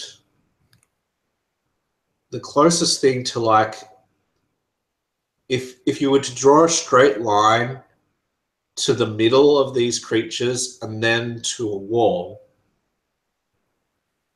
he would be at that intersection. So, like, against the wall, an equal distance from both of the creatures, and he would strike a pose with his hand out, you know, like a bard, and his other hand against his head. In fact, no, he's not going to draw his rapier because of that. His other hand is against his head. His head is out, and he strikes this pose just like the others. The two mechanical beings are striking a pose, and he stands there and he waits to see what's going to happen. And as Ulthane is kind of stepping out, and Roland is ready next to his sword in the ground, and Jules mimicking somewhat these robots, and of course Gardain following close behind Ulthane. As he starts to get a little bit closer, the owl bear, you see it shift without moving, and it kind of hits a pose, and its head turns towards you guys, and a voice. Next up, the essence of strength and wisdom, an owl bear. This is the standard for which you would be gauged upon. Parted with him, the mighty and beautiful unicorn. All that is poise and grace and socialites. They love the unicorn, of course.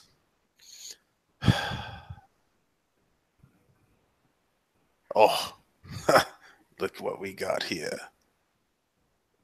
This is exciting. My favorite. That which is the standard of agility and intelligence. The spider. And Ulthane, are you back yet?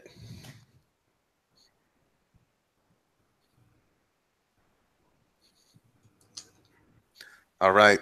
Sorry, Gardain. Your choice number 2. Descending from the ceiling. You see it, and it's kind of, the light is passing through it and phasing in and out, but there seems to be some sort of visual distortion. And then right at the last moment, you see this spider come into full view, mechanized. You asked about the gears earlier. On the spider, you can see a little bit more of its innards than what, the joints and things like that. You can see a little bit more of that, but it has fallen from the ceiling and drops down and lands right on top.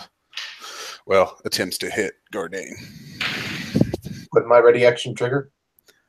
So it was invisible.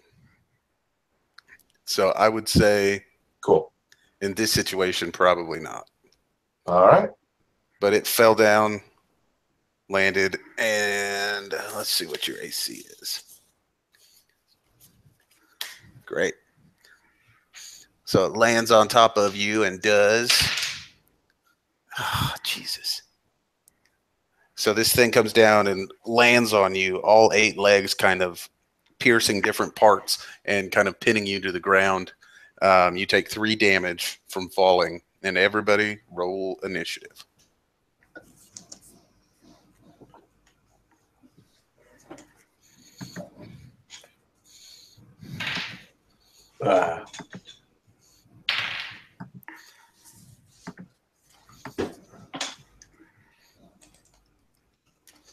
Killing it.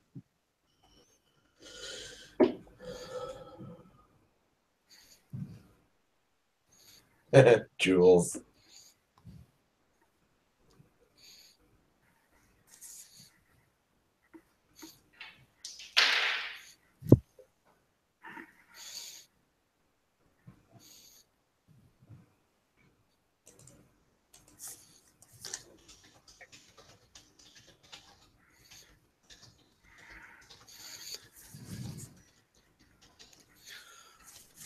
All right. I think what we're going to do here before we get into this is we're going to take a 5 while I put everything in order.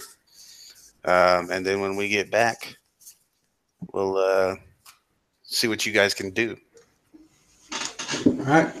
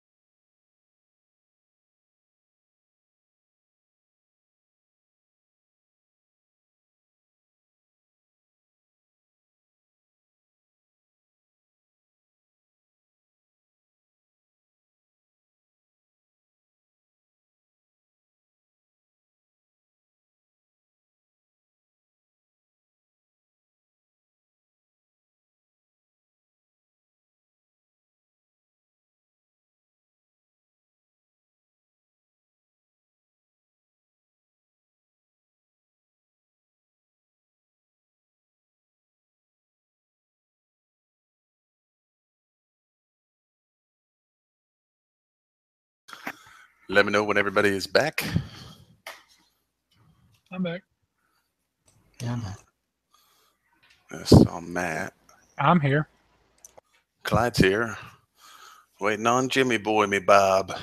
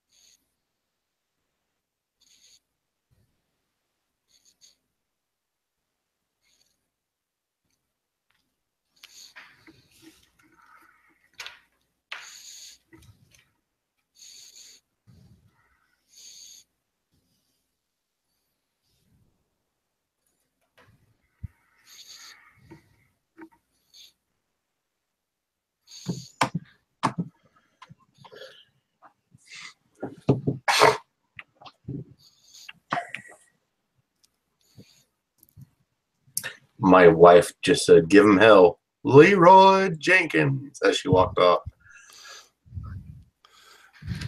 Let's hope it's not a wipe. Oh, God. All right. Wait, hold on. Is our paladin charging headfirst into this? I don't know. Yeah, I think so. Yeah, yeah, I think so. Yeah, this may be trouble. You may be right. All right. So again, you guys are in a room that is about 50 feet wide, about 50 feet ahead from the, or excuse me, 50 feet deep to the column, and then behind the column, the walls begin to kind of go to a focal point. And the first thing to act is that mechanized owl bear. And it is actually going to run up. And I would say that this would trigger your ready to action. Okay. I will. Does it get into melee before it triggers that? No. Cool. Well then. It's only an 8, so no. All right. Yeah, that does miss. Glad I got that one out of the way. Yeah, it's a good idea. So it runs up on you, Ulthane, since you're in the front. And what just happened is behind you, the spider came crashing down off of the ceiling. It must have been invisible because people were looking for it, couldn't find it. But it landed right on top of Gardain, and now it's on top of him and has him pinned to the ground. But the owlbear, as you turn back around and see it, it has actually come up on you, and it is going to try and swipe you with its claws. Oh, man. I was talking about having better dice rolls. That is a crit fail on the first one. So the first claw, you can see that they're sharp, pointy, and shiny, and they dig in and they actually hit the floor. And when he tries to pull his arm back, it's stuck, but he does go in for a bite on you as well. Oh my God. That's another crit fail. So that's amazingly bad. Bites his arm off. Yeah, that's a bummer. Well,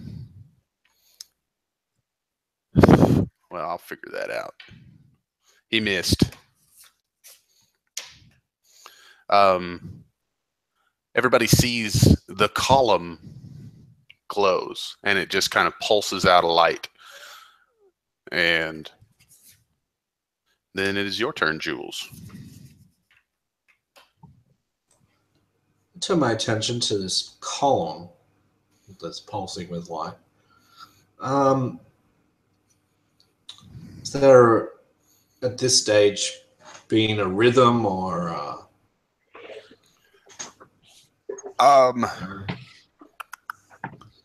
anything? I would say that you could probably detect without even a roll. I was trying to figure out if it would be a check for you, but it seems like a heartbeat. and that seems Yeah. like something anybody would be familiar with. Sure. Cool. And is it clear what material it's made out of, this column? Looks like wood. Looks like wood.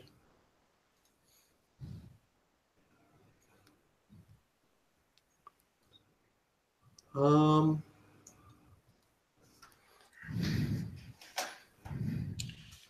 right. So what Jules will do with his turn is, can he make it to the column with his movement right now? I mean, it's 50-foot room, and I went to the wall.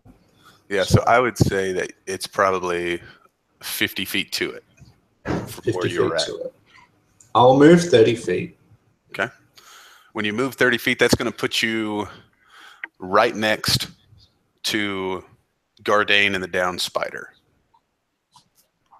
Cool. Well, that's right. I will try and stab it with my rapier. Because it has him pinned. It does. Oh, yeah. That's going to be a 22. That hits it for sure. This one is definitely, it looks like maybe it's outfitted more for exactly what they kind of said. Agility seems to be its focal point, so it doesn't have the heavy armor like the owlbear. All right. I deal 9 points of piercing damage. Sweet.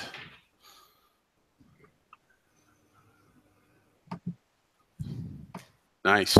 Anything else you'd like to do? I don't think there's anything else I can do. I've kind of left myself. So here's a question. I could continue on with the college that I had last time, which would mean I could actually move the rest of that way as a bonus action.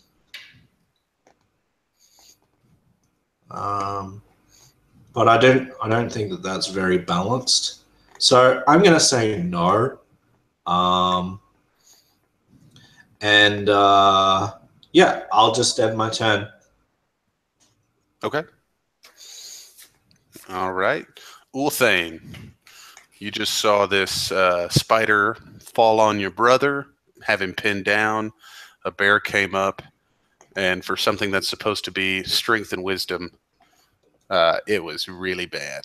And then Jules showed up and gave a pretty nice lick to the spider. It is your turn. All right. So what I'm going to do is I'm going to make a roll speeder.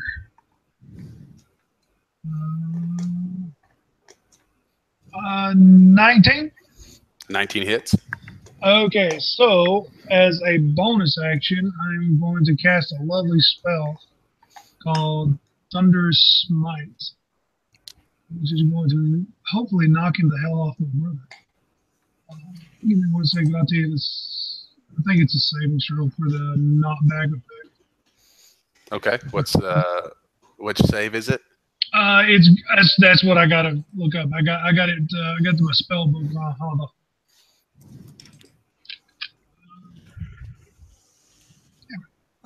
Can I, just as you're looking that up real quick, sorry to interrupt, can I go back on what I said and instead give Bardic Inspiration to Gardane, who is down? That's a bonus action? Yes. Yeah, that's fine. That doesn't hurt nobody's feelings. So yeah, I would just I would say you've got this, and he has so that would be 2 today. So I'd have 1 more. So basically, it's a D6 that you let me double check on that. But yeah, it's a D6, I believe, that you can roll and add that to whatever check you're going to do, maybe to escape out of that grasp. I'll quickly double check and make sure that I'm doing the right thing there. But yeah, go ahead. So, as a bonus action, whenever I hit a creature with an attack, a melee attack, as a bonus action, I can cast Thunderous Smite. He makes a strength saving throw or be pushed 10 feet away from me and is knocked prone. But he'll take an additional 2d6 points of damage, which I've not done the damage yet. What's the DC? The DC, which is my charisma. DC is 15. All right, got a 15 on the die, so he made the save, but you said he's still taking half damage? Yeah. Well, no, he still takes the thunder damage. He just doesn't get knocked 10 feet away and knocked prone. Okay. So he takes... he takes 16 points of damage. I gotcha. And that's an area of effect spell, correct? Yeah, it emits a 300-foot boom. Gotcha. So it's right on top of Gardane. It will include Gardane, you, and Jules needing to make the save. No. The hit is what knocks him back. It just emits the sound, pretty much alerting to people in the thing. Yeah. Okay. Yeah. All right. And so, what was the damage? 16. And that was to the spider. Yep, to the speeder. All right. Anything? So that was your attack and your bonus. Yep, that's all I can do. Okay, you don't want to move. No, we'll stay right here. All right, Gardane, it is your turn. You have a mechanized spider pinning you down.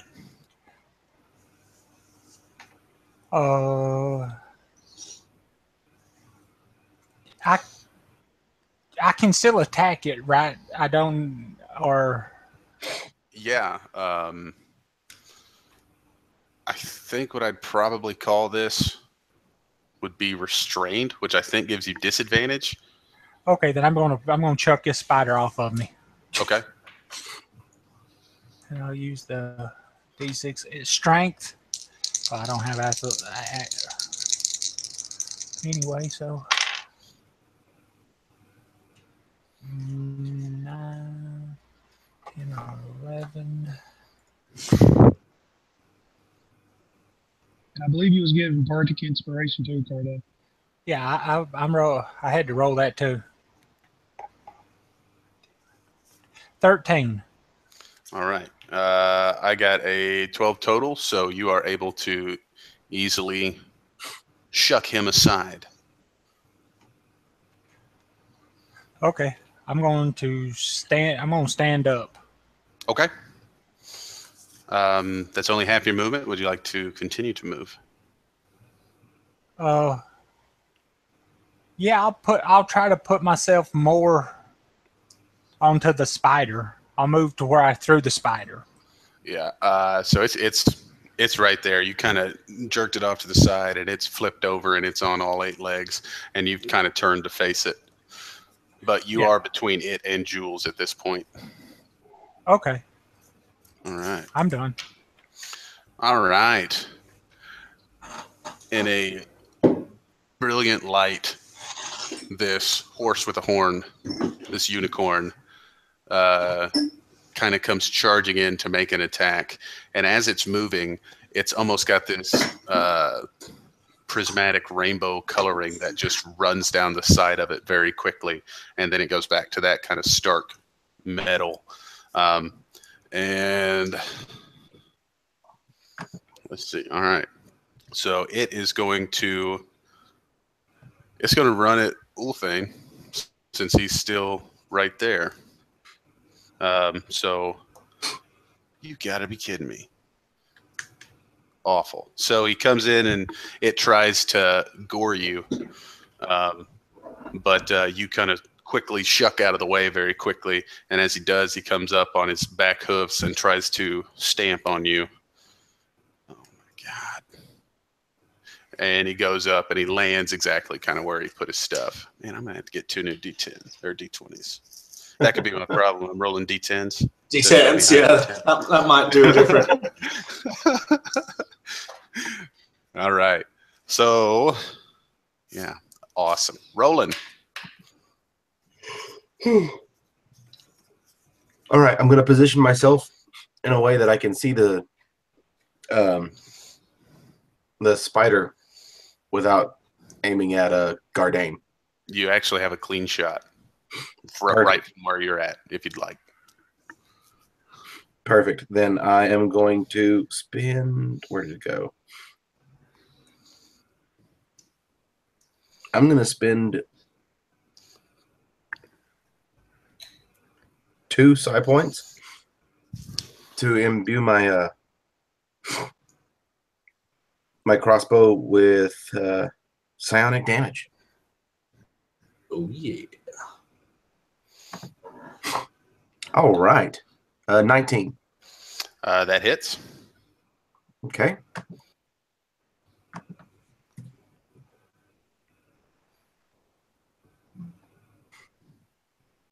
Oh, 19 damage. Oh, All right, Wow. let's see. 15 of that is psychic, if that makes a difference. Not in this case. So you did how much? 19? 19. All right, yeah. So you shoot and shatter this thing, like insta jib. It's a big hit. How does it explode, or does it?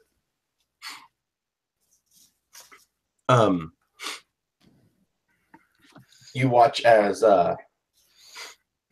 with that shot, it hits it, and as it hits it, so much of it's like the energy just seems to encase the arrow, and the energy of the arrow punctures it. And you watch as this thing explodes and bits go flying.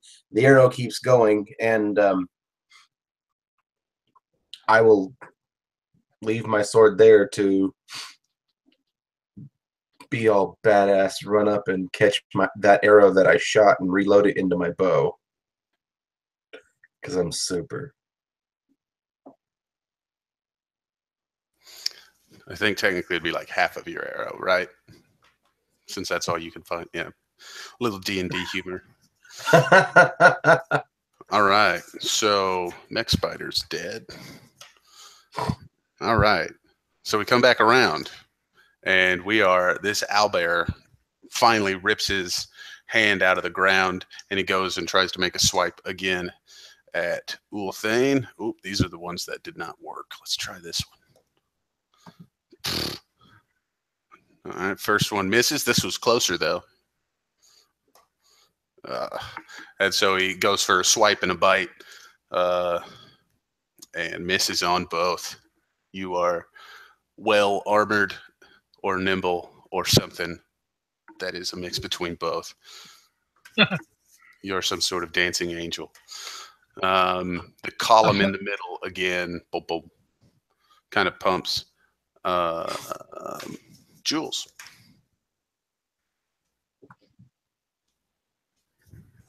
right on. Well, the spider's dead. And the owlbear moved in towards us. Is that right? Yeah, it's within 5 feet of Ulthane. So what's going on right now is Ulthane has the owlbear in front of him, and the unicorn is a 5-foot step diagonally, and then you are 10 feet away from the unicorn next to Gardane. Okay, so I'm not really in range of any of the creatures. So what I would like to do, if I can, is move to the pillar, and I can do that with tumble. So I'm going to use tumble to get there, to not get any. So to move there and I will use my action, if I could, to splash the pillar with oil. Or would I need to, as a bonus action? I guess I could move there as a bonus action, retrieve the the oil and splash it. It's up to you what sort of action economy I need. Yeah, no, I get the balance of take an action to do the thing and a bonus action to uncork or something like that. But if you're pulling out the oil and doing that, you can do that whole thing in one movement, since it's not perceived as any sort of aggressive maneuver at something. I think it's something that could be done in 6 seconds. Yeah, so I spend my turn getting there and splashing that pillar with oil as much as I can. I turn myself towards the creatures just in case they make a beeline towards me, and I say, "It looks like a heartbeat, fellas. So I'm gonna try and nip it in the bud." And then that's the end of my turn. All right. Ulthane. All right. So I am being the victim of monstrous many attacks. So Yes. what he is going to do is he is going to kind of like, the bears, the bear and the unicorns take it upon themselves to come at him. So what he's going to do is he is going to, as a bonus action, I'm going to cast Hunter's Mark on the bear, and I'm going to make an axe attack at him. I need to ask him a question. 19. Yep, 19 hits. All right, let's see, D8 plus D6. 12 points of damage.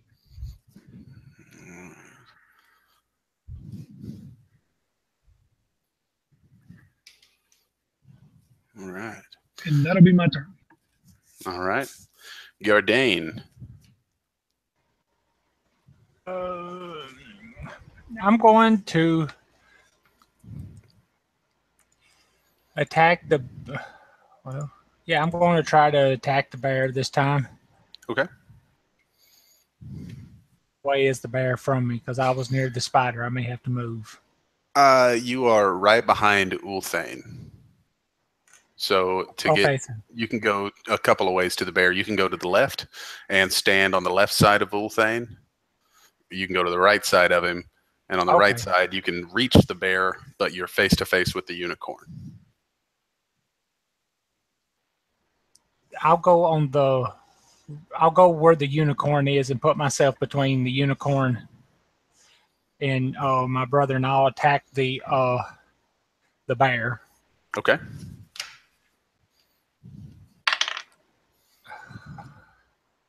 $15. A 15 hits. Okay. D8. 4 damage. All right. Anything else you'd like to do? No, that's it. All right.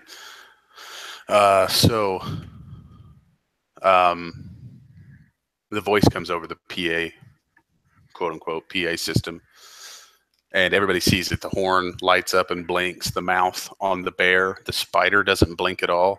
The column blinks.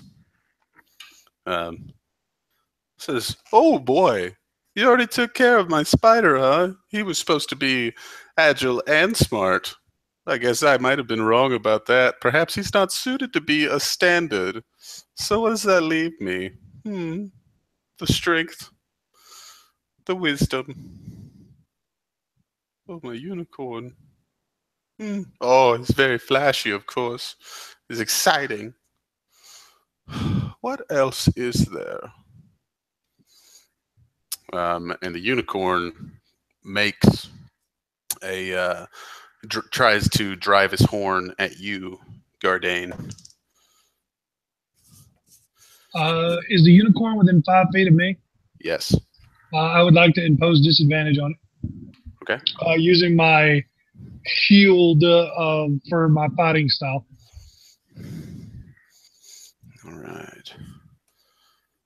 So yeah, disadvantage. He missed you, Gardain.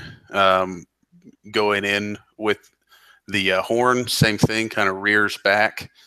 And this time lands with its front hooves kind of turned around, and it's coming in with it, trying to give you a big, powerful kick. And it misses. None of my dice want to play tonight. Rolling. All right.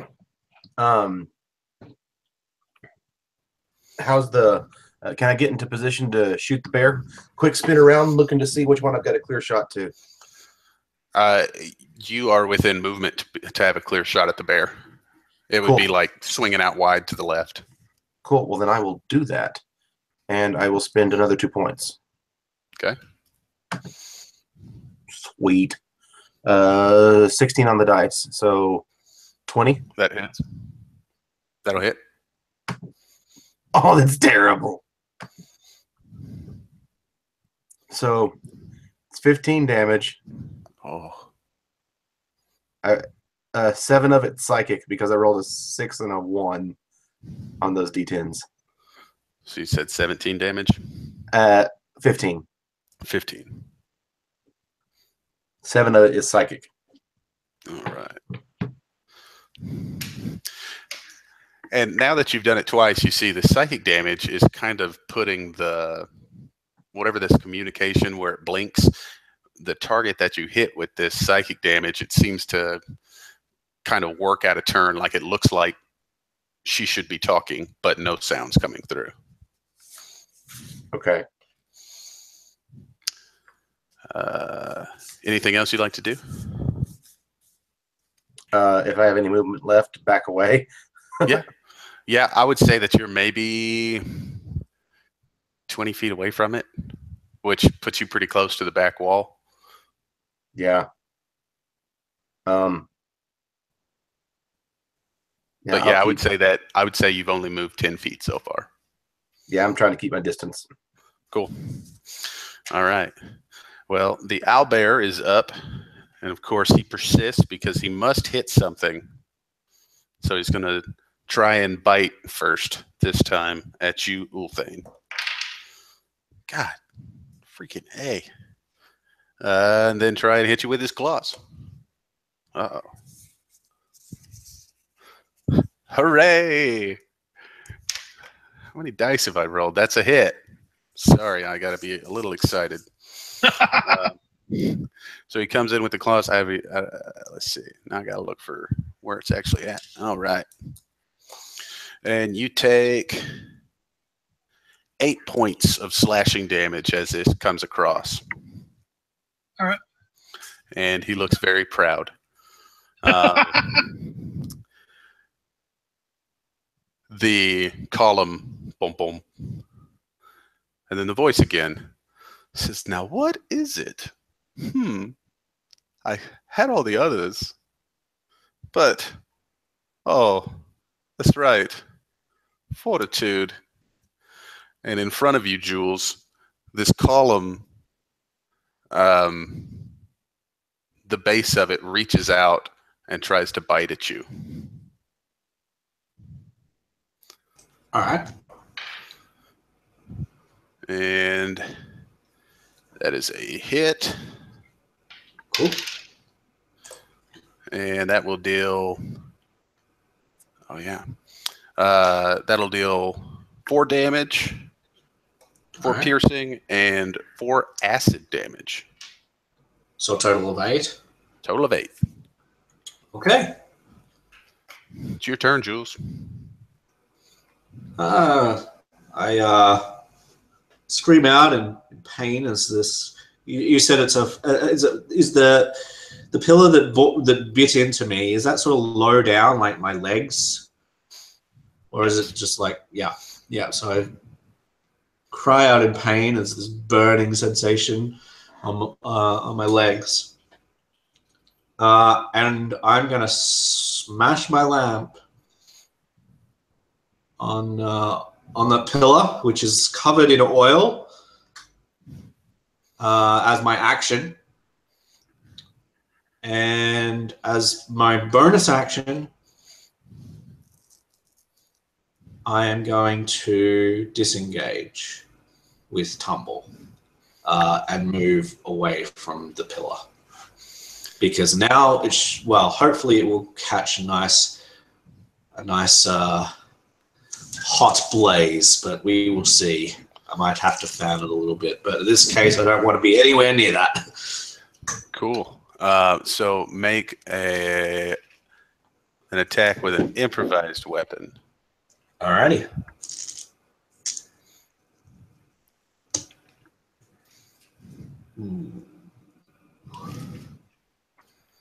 I only got an improvised weapon, doesn't add the proficiency. So a 14. A hit. All right. So I'm going to say it does a D6 fire since you covered it in the oil. Sure. Kind of give it an accelerant. You can roll the D6 if you like. Alrighty. I will. 4. All right.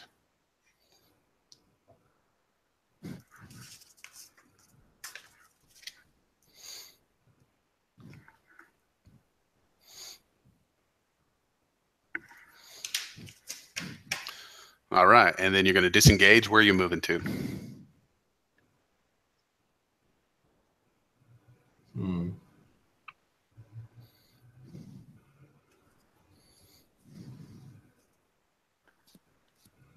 I would help out the person that just got hit. So I'd move to there. All right, that would be Ulthane. She just finally got hit by the bear. Finally got hit by the bear. All right. Ulthane, your turn. All right. I am going to smack the bastard with me hammer. Because because he hit me. Because that hurt. That hurt me. 16. 16 hits. All right. So as soon as the hammer hits, I'm gonna smite the bastard too. All right. Grand total of 21 points of damage. All right. How do you kill it? So, like the bear, like I said, it hurts that he hit me. So what attack hit me? Was it the claws? It was. Okay. So his claws hit, and he kind of almost like, almost because it's a freaking bear. Like a bear has a big old paw. Almost knocks him down, but he catches himself, and when he comes back up, he kind of has his hammer in a backhand, motion, almost in a mixture of a kind of looks like a drunken swing, but he connects like right on the other side of the bear's head or the owl bear's head, and just caves it in. And a bright glow of, as soon as it connects to the bear's head, like almost like a flash of white, as though steel hitting flesh. Nice. Anything else you'd like to do? Nope. Okie dokie. Gardane. The bear has fallen. The unicorn is in front of you. Alrighty. I'm going to try and I'm going to try to keep the unicorn busy.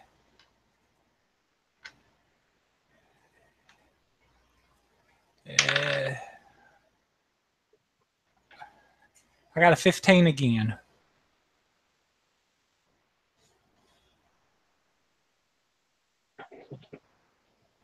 Does that hit or miss?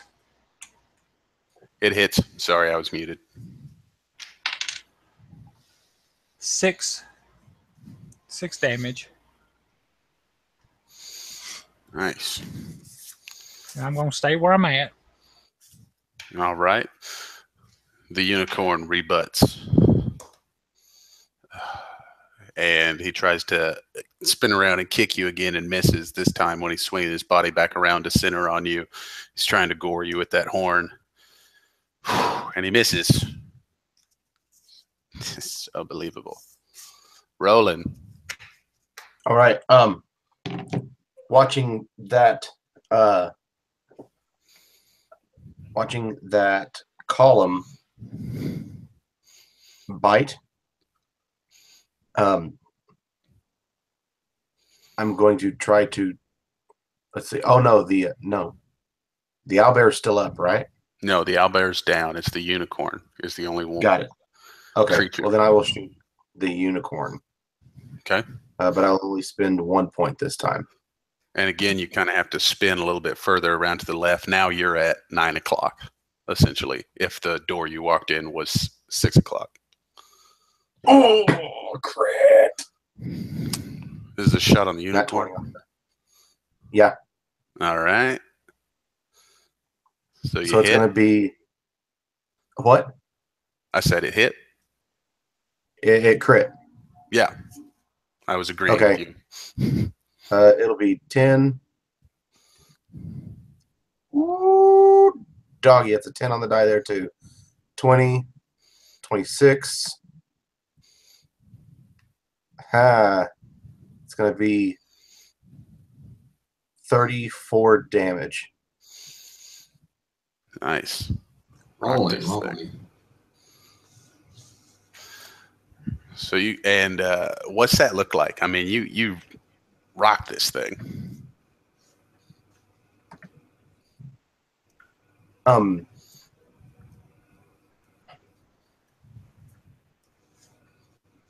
Man,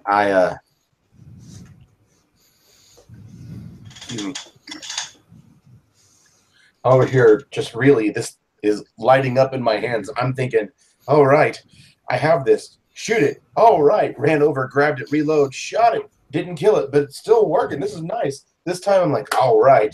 That thing, oh no, I turned. I'm going, help him.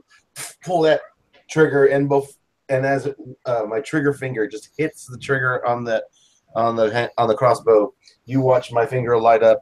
It hits the trigger, almost slow motion in the action movie, as you follow this energy and this power flow from my fingertip into my crossbow, filling it up completely, going out through the entire crossbow, and then coalescing high and tight on top of this bolt as it goes through, and then the camera rides along the end of it, watching the arrow as the unicorn looks over right at it, breaks off the horn, and goes through its forehead. Nice. Yeah, a lot of the armor essentially splits from this shot. Horn's gone, but it is still standing there.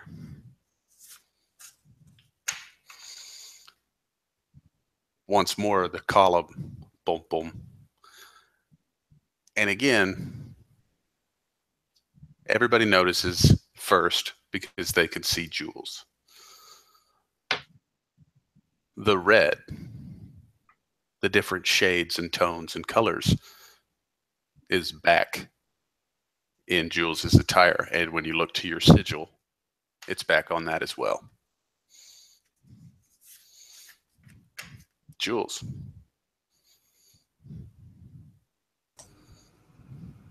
Ooh. All right. I don't know how, like, unless it says this spell does not affect constructs, I'm guessing spells just work. Yeah, we can play it by ear. What's it called? I think I'll use Vicious Mockery, psychic damage. Well, I think for what they are, that works. Okay. Yeah, it's one of those things. Like, does it? Because yeah, I'm not close to it. Yeah. So Jules will concentrate. He'll look over to this unicorn, which has just been struck for God knows, and it's armor plating is all crumbling away on its head, and he focuses in on where the bolt has struck, and he focuses in and he says, "This bolt will destroy you," and that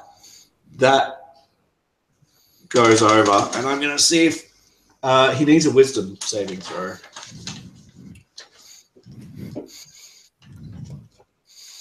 I have a 5 on the dice, and I do not have good bonuses to wisdom. Yeah. So it's okay. So this message, this bolt will kill you, just reverberates in the creature's skull, and he takes 3 points of psychic damage and has disadvantage on the next attack roll it's going to make. So you gave me a pretty good description of what happened. So now I'm going to tell you what happened. Okay. So this arrow that was punctured through, as soon as you go to focus on that and you say this arrow will kill you, you hear in your head something scream. And then the lights go out, because what this bolt did was it punctured something inside, and it took a little bit, and then it eventually shut the machine down. And a mix of what you did, along with some other stuff, that's what dropped this unicorn right where it stood. But you heard the scream, and it kind of sounded like, "Oh!" Okay. So I hear that. May I ask also what's happening with the fire? Let's see. Oh yeah, Because it is untended. yeah. Roll another d6. I should have had you do that last turn. Oh, 6. Nice. And actually, after you hear this cry, that red light that was kind of blinking in time with the words seems to go completely vacant. Not awaiting a command, but completely vacant. Ulthane, you have a fallen owlbear and unicorn in front of you, a spider to your left, no fires to throw any of them into except for maybe the column. Okay, so did I happen to see the column attack Jules?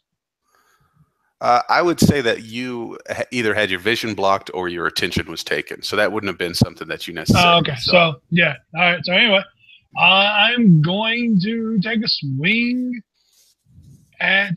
Wait, is the unicorn dead? Yep. Okay, all right. So I'm going to do a perception roll to see. Well, I'm seeing the column pulse, ain't it? Like, Yeah, when she was Okay. talking. Yeah. So screw it. Old thing takes off at a full bolt. I'm going to, while he's moving to get there, if he can, he's going to put his hunter's mark on the column. Sure, I believe you would use that as your bonus action. It's only Yep. 20 feet away, Yep. so you're close enough to the column. So, and he's going to smack the column. Okay. 22. That is Yep, that'll hit. that's a hecky number. All right. Smite go. Ooh. That's a 15 damage plus that. That'll be 18 points of damage to the column. All right. All right, and as you hit this thing, you see on the opposite side, what's your hammer made out of? Good old fashioned steel. Steel? Okay. So as you go and you hit this thing, it's similar to the door that you kicked earlier. Seems odd. This is stout wood, but you hit it on the side, and instead of breaking through like you feel like you might, instead on the other side you just see this mouth kind of rear and this tongue come out as it recoils in a little bit of pain. Now this is my idea of a party. Gardane. All right. We still have that pillar. I'll do a quick scan. How bad is everybody hurt? I'm fine. I'm fine. Okay, then I'm going to try to hit the pillar, and we'll move to attack the pillar. Yeah, I've Okay. only got like 8 damage. I'm good. Okay. 10, What was it? 19, 19 hits. 5 damage. All right. Whittling away at the column in the middle of the room. Unicorn's dead. Anything else you'd like to do, Roland? Or excuse me, Gardane? Oh, I'm done. I'm going to stay where I'm at. Very good. Roland. The sounds and the shrieks and screams are very odd to me. I'm actually going to reach out with my mind and try to communicate with the column. Okay. Never said that in D&D. I would like to talk to the structure, please.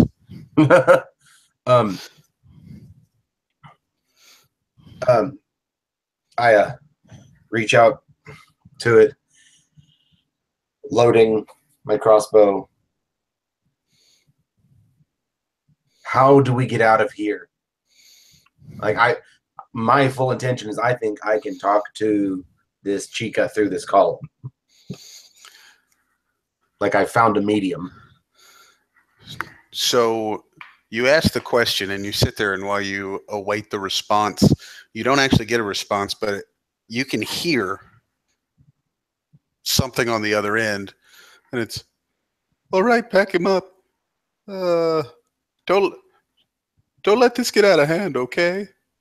I'm gonna let you go this time, but next time you might not be so lucky. Ta-ta.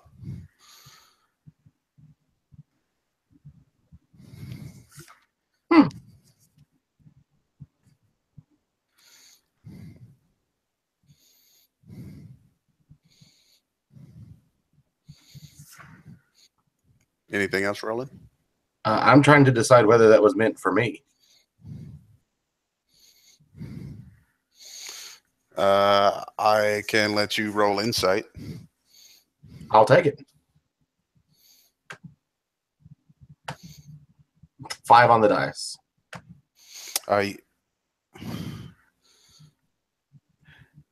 You can't tell. You're right. I believe that. All right. You want to move or anything? There's nothing around trying to attack me, right? Nope. That if I can, that bolt that I used to kill the I'm gonna go over to the unicorn and I'm gonna try to retrieve that bolt. Okay. All right. So the column does a very weak, it lights up red, and the top of the column begins descending down, and eventually it comes to, and what you're looking at is you're looking at a vertical locker that's sort of standing there, and the door opens up, exposing teeth and jaws, and it reaches out, attempting to bite Ulthane. Before I do that, will you roll the fire damage?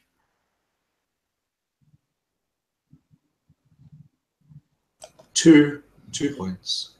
All right. So it's been burning for a couple of rounds. Roll a second d6. 1. That's all right. That ain't bad. And so it goes to bite. Oh, that's what I'm talking about. Where are you at? All right, and it lands a bite. Huzzah.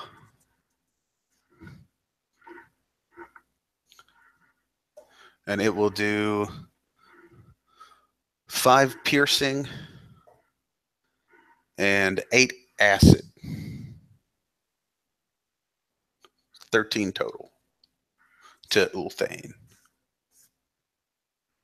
Gotcha. Jules, you are up. Seeing this mouth, do I see this mouth now? Now that it's descended and Yeah, it's almost like the locker door is a little bit loose, so you can see it, sort of its teeth and everything coming out of it.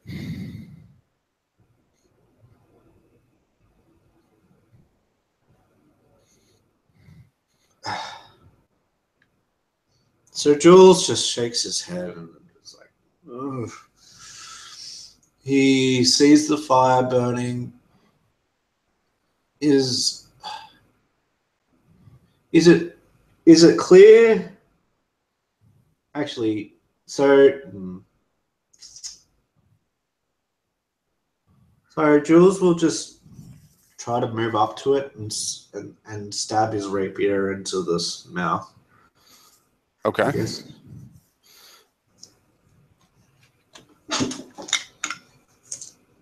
Because he's looking at this pillar and going, although it did scream at him, but it was her voice that the scream was in. It was the unicorn where you heard the voice. Oh, the unicorn. Permeate. Yes, that's not the pillar. Okay, that's fine. So I've only got a +4, so that's only an 11 to hit. All right. I think you guys have finally missed. All right, so I miss with my rapier, and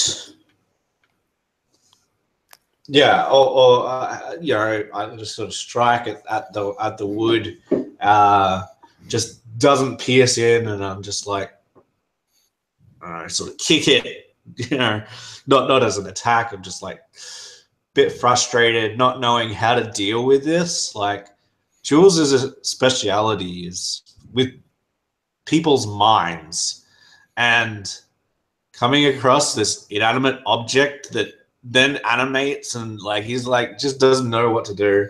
And so yeah, he's just like really frustrated. He's looking at it. He looks to the others and he goes, "Well, I set it on fire. I don't know what else to do."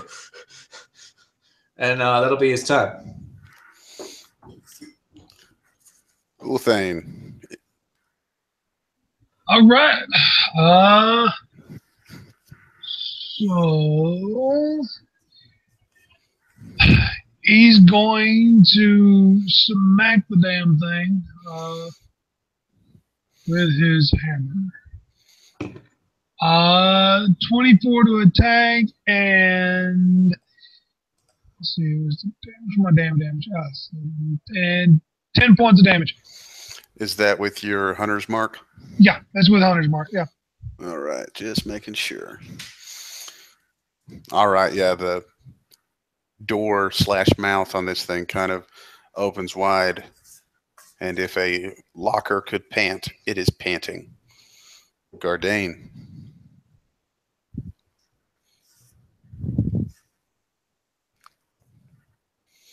You are muted, my friend.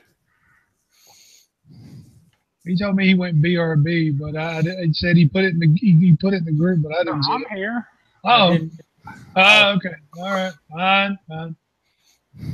I was trying to check out this spell, but I'll hit it with my hammer. All right.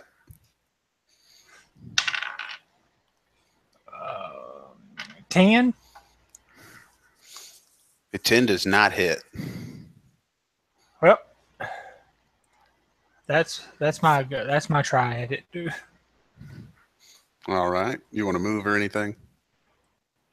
No, I'm gonna stay up there with my brother, Sounds fighting this good. pillar. Rolling.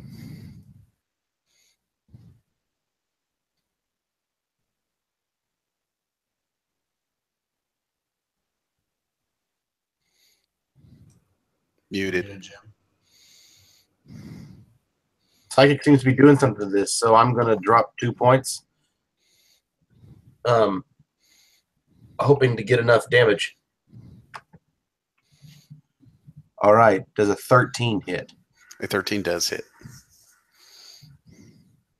Lucky. Are you serious? 6 points of regular damage, 2 points of psychic. Nice. I rolled 2 ones. So your shot kills this thing by 2 damage. How does it die? I hit it, and I'm like, yeah, and I see the glow on the bolt. Hit it, and you watch it go into this thing, and it's still going. I'm like, oh, and then you watch the little bolt just give a little out the bolt wound, and the creature dies. Yeah, so it actually falls and lands on its side, and when it does that, it mutates one last time, and it is into what looks like a lockbox. Uh-oh. Does Tipper know? Oh my god. Oh my god. And shame on you for using that. So Shame on you. we are no longer in initiative. All right. Jules furrows his brow and digs into his pockets and pulls out some thieves' tools. And he looks over to the others and he says, "It's a lockbox, and I've got the key." Putting his hammer up and his shield back on his back, he goes, "Yes, you do." Do you really? Just you watch. I pat poor Nolan on the back. I go. He does, but he does, but it takes some time. So, what Roland sees is sewing needles in my hands.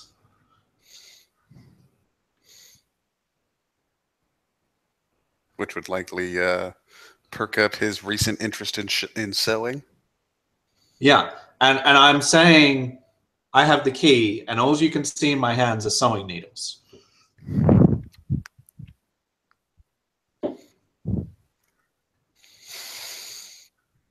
Go on. And so I'll kneel by this lockbox, and I'll put one of the sewing needles in my mouth, between my teeth. You know how you concentrate, and then I get 2 of the other sewing needles and just like. So it's Dex with proficiency because I have thieves' tools. So I'm at not natural 20. Awesome. Yeah, you're playing with it, and it takes you a second, and then it's almost like the point of the needle slips into a groove, somewhat unintentionally, but you also know that there is a bit of luck when it comes to it. So as soon as you hear that beautiful click, you're like, "Oh, I'm really good at this," and the hinge lock opens up, and the top slowly opens on this little lockbox that is about the size of a breadbasket, and inside is this black material. It's very smooth, sort of like felt. And nestled safely inside is this tiny little beaker, maybe, that's corked on top, and it has a tiny amount of blue liquid that seems to be, every time that, like when you pick it up and swish it around, it seems to coat the outside of the bottle, and then moments later it quickly pours back down and sits in the bottom, and you can shake it and it'll coat, and then real quickly it pours back down. And a voice. Well, I guess you guys won. This is the party. That's your party favor.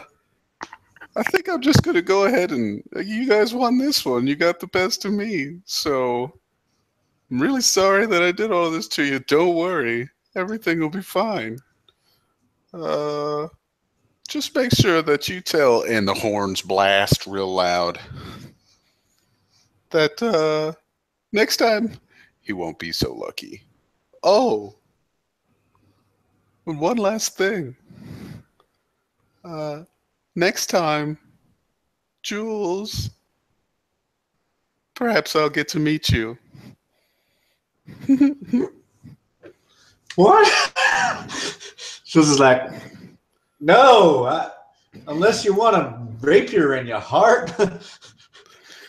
And the lights that have lit up the other end of the room, the torches, it's almost like the light is then configured and pointed, and where the back side of that, where the column was sitting, where it kind of leads to a focal point at the end, all the lights seem to be spotlighting a door. I don't trust it. Do you want me to shoot it? You know, I pat Nolan on the back. I go, you know what?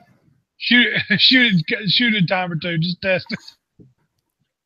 I begin to load my crossbow with a bolt. Stop. Look at it. Spin it my fingers. Put it tip up in my pocket. Grab another bolt. Load it. That one's special. I very carefully stash this little container, however big it is, and I'll wrap it up with more cloth and even paper and stuff, and make sure it's well protected in my pack.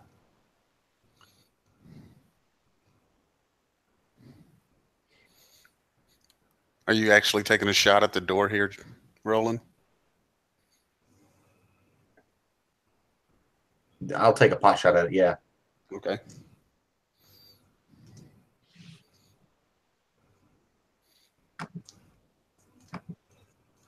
It's a 19 on the die. All right, you would have hit with a 5, but go ahead. Wonderful. 3 damage. And you shoot this arrow, it goes, thump, and it sticks in the door.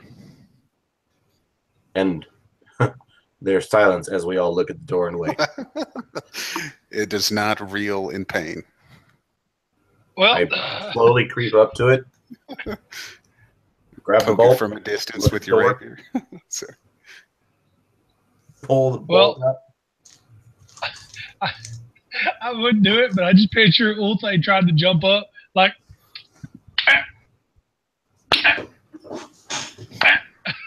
trying to jump up and grab it. you must be this tall to ride. Must be this tall to grab the bolt. All right, fine. All right, so you're standing by the door that now has an arrow slit in it. It was going to be a great door, then it took an arrow to the knee. Can we open the door? Yeah, I mean, it's got a handle on it. Screw it. I open the door. And of all that's happened, he just like opens the door. Just like after all that would just happen, I'll just open the door. And you all walk through the door, and it takes you into this blank space. This everything off in all directions. It's just darkness. You can't even tell what you're standing on, but you all you aren't using dark vision. You can see each other. Everything else is just black. It's not dark, it's black. And then in front of you, 4 large spotlights light up and point down at you guys, and you're all kind of standing there. Awesome moves. Have a great time. Thanks for coming to party. And a large archway with that fizzy black and red light appears in front of you.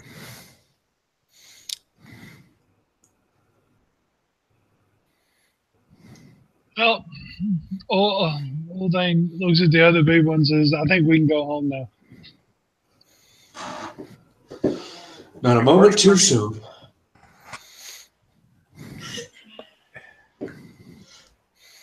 Old thing walks through it like, and all that's happened, like, let's go. Everybody walk through? Yeah. Jules will take one last look around in this blank space to see if he can possibly see Craig at all. No, you don't see him here. Before I step through, then I'll just cup my hands around my mouth and go, Craig! And you hear it, and it goes out for a while, and then an echo, and then an echo, and then an echo, and then eventually it just dissipates off. You know, have we heard the dude that had the board when he whistles for it? Is there like a tune he whistles for his board? Nope, he just lets out a loud shrill. That's Craig. Oh. I'm gonna walk through the door then and hope he gets loose. I was just wondering about whistling for his board, see if it'll come to you. I guess it's tied to him, so I can go through the door. Roland, Yeah. you step through. Yeah. Oh, yeah. Jules? After a second, yeah, I'll just sort of wait for a minute and just see if there's any response. And when I get nothing, I'll step through. Cool. So you step through, and to 3 of you, the site is familiar. Gardane, you have not exactly seen this place, but you stand along a path on the outskirts of thick woods. It is just as dark as when you showed up. Except for me. Yeah, I guess you're the mosquito magnet right now, which is good for the team. Yeah. Nobody ever fills that role for most parties. Yeah. You hear a sound familiar, and it sounds kind of, and it's coming from overhead. Bravo. You look up, and there he is. You see Bravo flying through the sky, and almost at the same time that you see him, his head turns and he sees you, and he descends down upon you, and he kind of lands, and he takes a deep breath, and he says, "Did you get it?"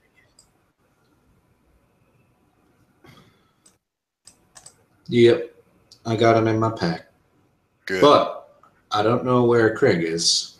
Oh, I found him already. He was out here before you guys, I guess. I already sent him back. He was all right. Yeah. I told you. It didn't mean you were going to die. By the words, it said just blood. Right. Well, yes, I've got it here. It's well protected. Oh, perfect. And he takes it, and he opens up a cavity on his chest in his armor and kind of suits it in and closes the cavity over it and reaches into a little pouch that he has on his side. He has a handful of them, and he reaches in, and he gives you all one of those teleportation stones. It says, "Here, sorry I couldn't be with you guys. And he takes his helmet off. And this is the first time that you've seen Bravo without his helmet. Or should I say, without her helmet. She takes the helmet off and she sticks it under the arm. And she's got, for a woman, a very strong chin. Sharp facial features. She's human. She's got her hair cut short, real short in the back, and short on top as well. She has a small tattoo of a star over her right eye. And so she hands all of those out. And once she's got this helmet off, her voice completely changes. It's much more feminine. All right, guys. So here are the stones. We need to get back. We got to get this to Uther. I think we're running out of time. Yes, we are. Let's go. Perfect. You know what to do. Just say Heroes Guild. You should be back there. You could even say Uther's office. Maybe it's going to be lucky. And he or she puts her hands over the teleportation stone with the helmet under her arm and says, Uther Cass. And lights move up her body and poof, she's gone.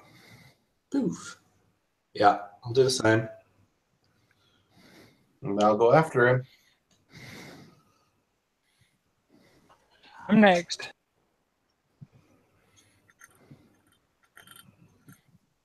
And Well, Thane, you going too? I'm just covering my bases. Yeah, I'm going. Cool.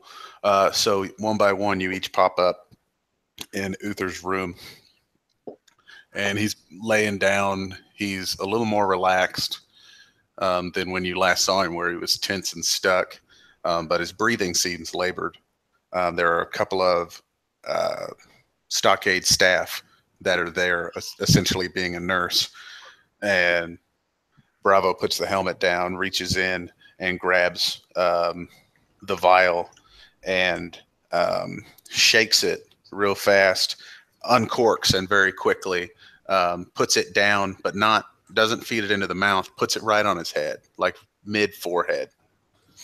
And the stuff sticks to the side and then rains down, and very quickly it hits him right on the forehead, and she lifts up the beaker that's the size of a pinky, and this substance kind of rests on his face for a moment and then rushes down all the way to his boots. And he sits there and he looks and he sees Bravo. Bravo stands up, nods, puts her helmet on, and says, I'm supposed to be on vacation, and walks off. But so now it's you guys. The nurses are kind of setting him up, and he's getting in a chair, and he's like, I'm okay, and shoos the nurses away.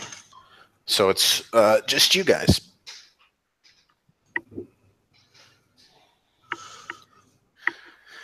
He looks exhausted. He's sitting there. He's not really making eye contact or striking up conversation, but he did not ask you to leave. So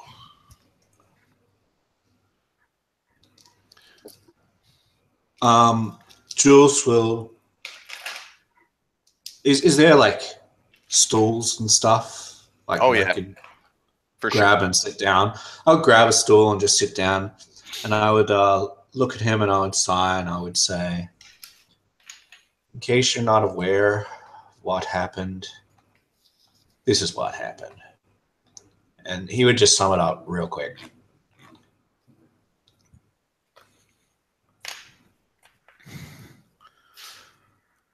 And he leans forward in his chair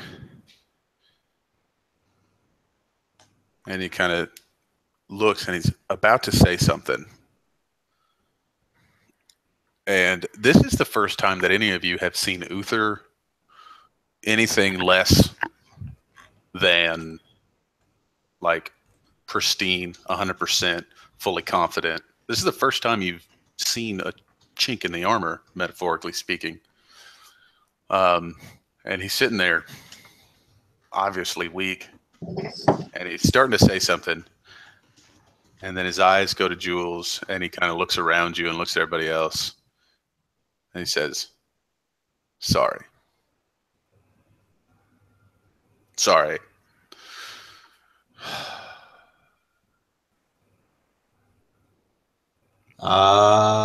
Jules like, but I don't think it's your fault, but okay. And he says, it is. She's my problem from the past. I don't know what you know about Arlette, but Arlette is Craig's sister. She said as much, and he intimated that you and her had a history. Yeah, that's what she thinks it was. We saw each other a few times, and I decided that I wanted to dedicate myself to this instead of a family. She took it the wrong way and kind of spun out of control. She always blamed Craig for taking my side and wanting to be a part of all of this instead of defending his sister. It's my fault. Well, sometimes we do things and hurt other people. That in itself might be our fault. But what that person then does from then on is up to them. It's not up to you.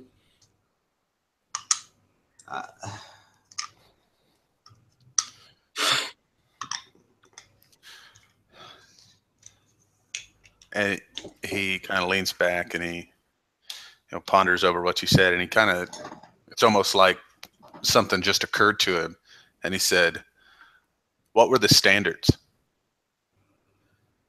Oh yeah, rattle them off. Owlbear, unicorn, spider, and some sort of weird pillar thing that glowed and it had a mouth. Yeah. It's weird. She hasn't found any good replacements. Long ago, the first iteration of this Heroes Guild, there was a different team then. And those standards are Craig, Bravo, myself, Siren, and then Arlette. She's apparently been trying to replace us ever since. Well, so you know, when there was one moment where I was able to hear her voice through one of those, what do you call them again? The standards. Those standards. I was able to hear her voice. Yeah, my assumption would be that she was controlling these things probably through some sort of voice commands. And if she can link in from somewhere else to them, then you can too. At least you can, not everybody. Well, maybe there's some kind of frequency or something. Maybe we can find out where she is. But in the meantime, I don't know. I've had enough of puzzles for God knows how many years. Yeah. Well, I actually, and he gestures one of the assistants over, and they come over, and he kind of points at you and points at them, and they walk over, and they have a little letter, and it's addressed to you.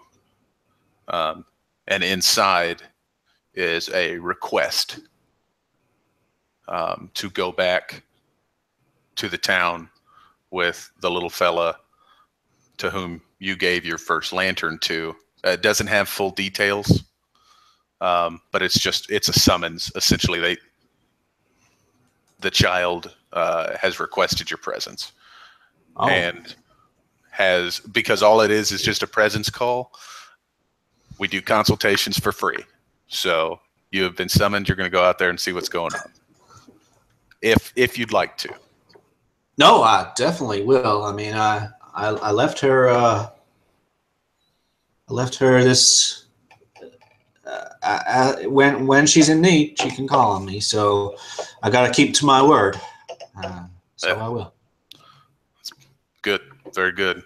Well, of course, you'll always have a room here if you need it, and someday we may call on you for our purposes as well. But until then, it sounds like you may have a new job for a while. All right, I'll keep you in touch. And well, if I don't know how long I'm gonna be gone for, but it's been different with all you guys. I've gotten to rely on your abilities, and I've been constantly surprised at each of you. You've proven yourselves honorable. You've proven yourselves resourceful. And I just got to say before I go, I can't think of a group of people that I would rather spend my time with improving the world than each of you. And he actually would take a box, kind of set it on the table. And he said, once we got word that you were being called to another location, we had these made for you. And you open the box up, and inside it is a freshly tailored version of your clothes that you wore the first day. All right. Jules would just, he would gasp. Wow, you really do have attention to detail. You know what? I don't know how much time I'm going to get to writing. And I think you guys are going to need this more than I will. So can I leave my book here? And if you come across someone who you think might take use of it, or even me when I come back,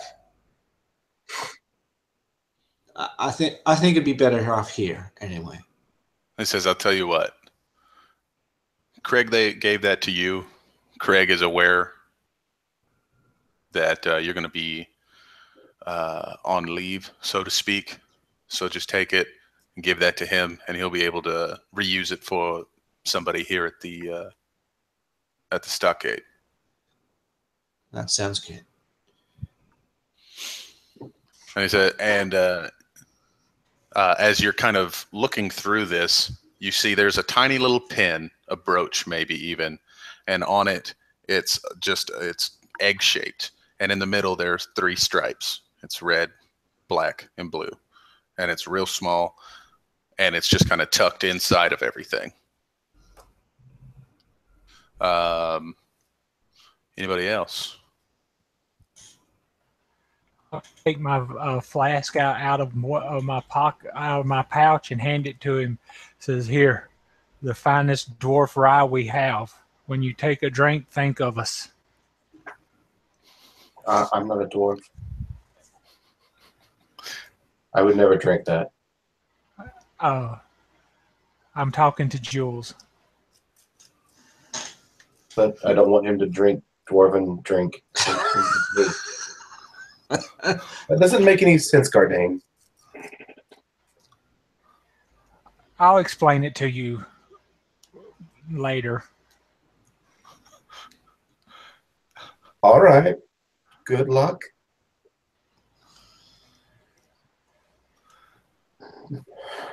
Jules?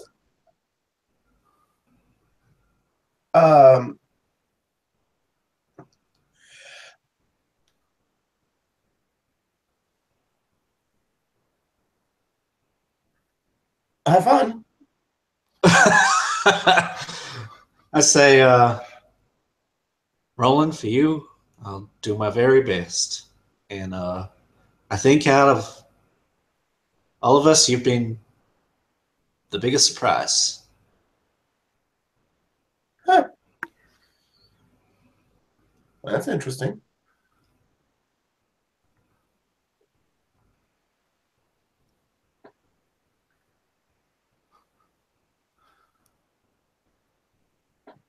Uther, I need my office now. Oh, and he says, by the way, and he kind of looks around and he rolls part of the desk out and leans over and opens up one of the cabinets on the side and pulls out a little coin purse and throws it up there. And he says, now, Jules, you could still take your share if you like. But I hope that you do, because obviously this wasn't a job. But you guys did me a great favor today, so I'd be happy to pay you. Actually, where's the milestone? And he turns and he points behind him. And there is a bright blue light emanating in the darkness. May I? What are your intentions?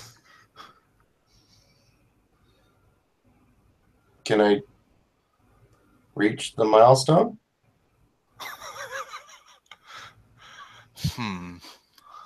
I felt like you guys reached the milestone before this whole mess with Arlette happened, didn't you?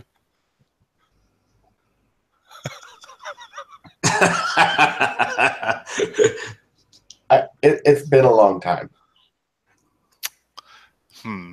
We've been doing so many side jobs. He says, I'll tell you what. And he grabs at the coin purse on the table. He opens the cabinet, puts it back in there, and closes it. And he says, immediately my response is, I'm sorry. And he says, sure. And he turns and he waves his hand forward, and oh God, what was his name? Urgraz? What was the Urgaz. Urgaz. Argos. Has a hold of the milestone and is flying forward with its wings back, and it comes and it lands and it puts the milestone down for a second and then slides its body up into it, and it's holding it in its back.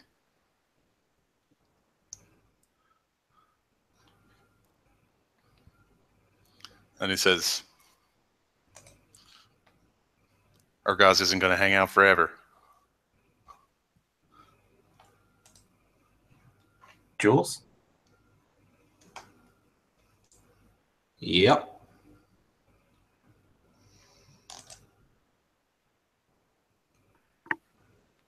What?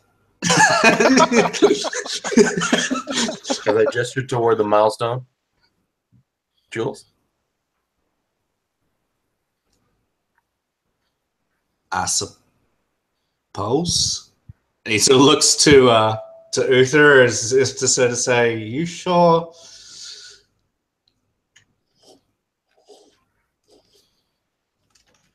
Yeah, and Uther's looking at it like, yeah. Well, that's. You guys seem to be making a much bigger deal out of this than he is. Thank you. Yeah, and I'll go ahead and reach for it. Cool. So I want to come back to this in a second. What else are you guys wanting to do?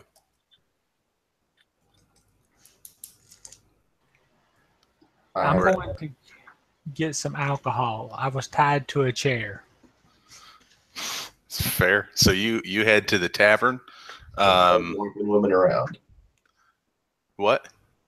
He was tied to the chair with no dwarven women around. Yeah, the nearest thing was Craig. Yeah.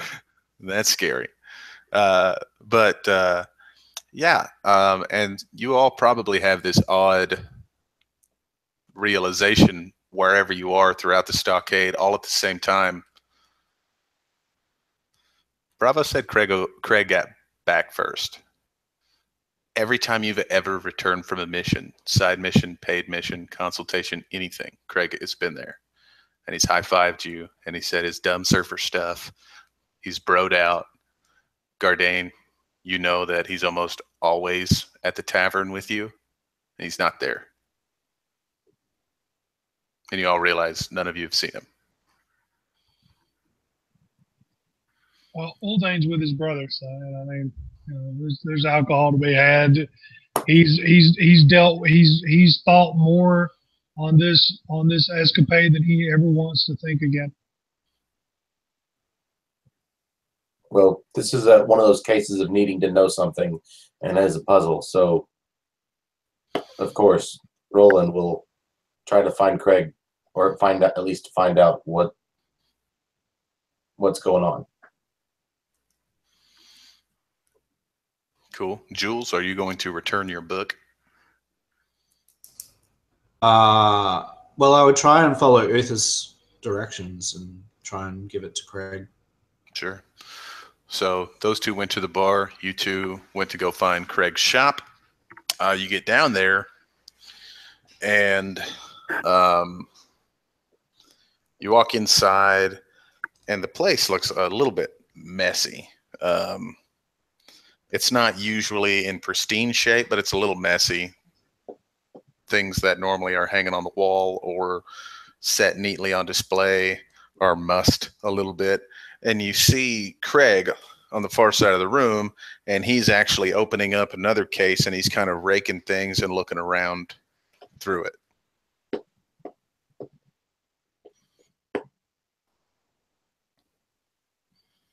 Hey, Craig. And his shoulders go up, and he slowly kind of cocks and turns his head around, and he sees you, and he puts a hand up. And it's odd, Roland. Or actually, maybe not to Roland. Jules, Craig looks like Roland. Like, the way Roland used to give high fives is the way Craig's doing it now. He's holding his hand up and just looking at Roland.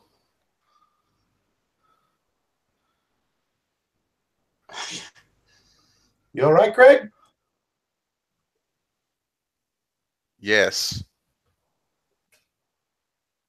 We came back and you didn't say hi like normal. Oh, sorry. I guess I got busy with this mess with Arlette. It throws me off sometimes. And he kind of walks over to you, and he stands there, and he puts his hand up. Smack. And he catches it, and he doesn't react at all. Like, it's a smack, like high five. And he sits there and holds his hand, and when you put yours down, he puts his down too.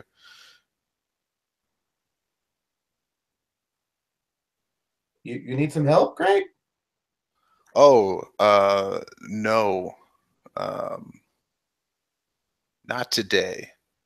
Maybe tomorrow. All right. Okay. Cool, bro. Cool, bro. And he just kind of turns and looks at Jules.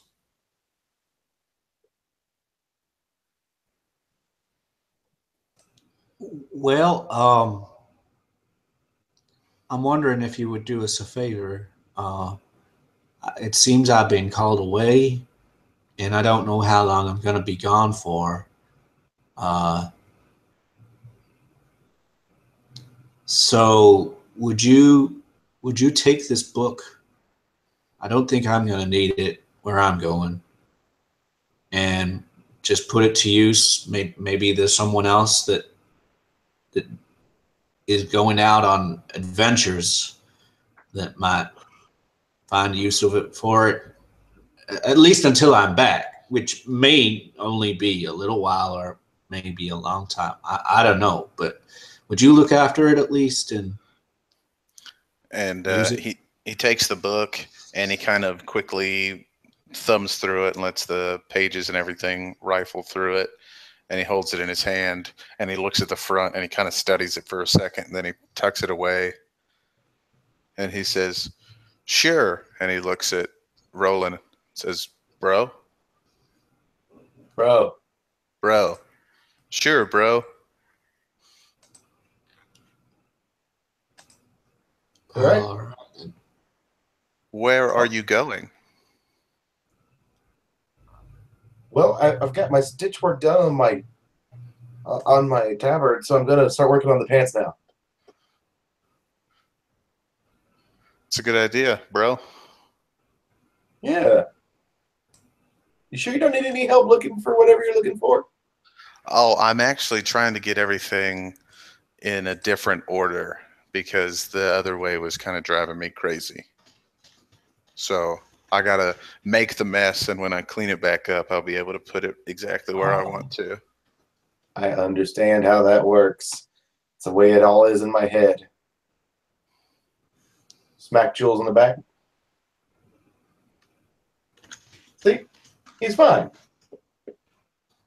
And I say, you remember the witches when we went and hunted them down? That's where I'm going. Ah, That yes. little village with those people. Yes, I remember. He told me. He told you. Yeah. You know, the guy that runs the joint. He told me. Right, yeah.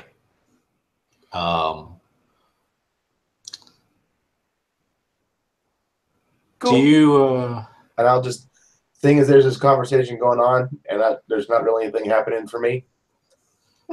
I'll walk off. is your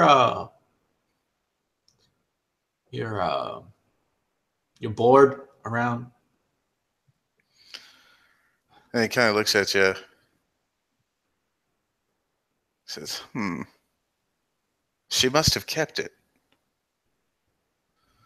And you can see this kind of a little look of panic in his eyes.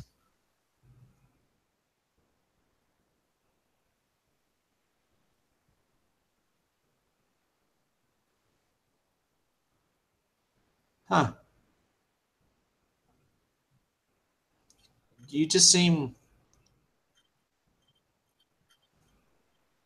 different. I think I'm just out of sorts. I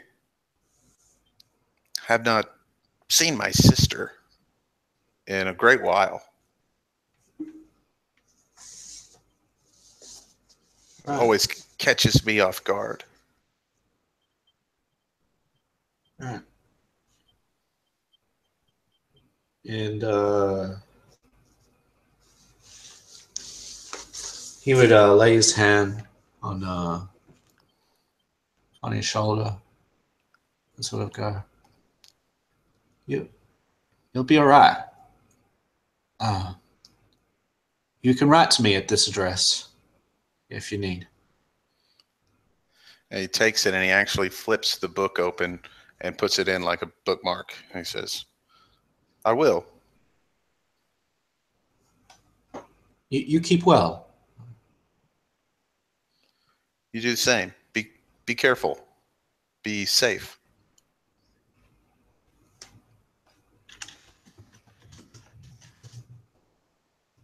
I will. I'll do my best.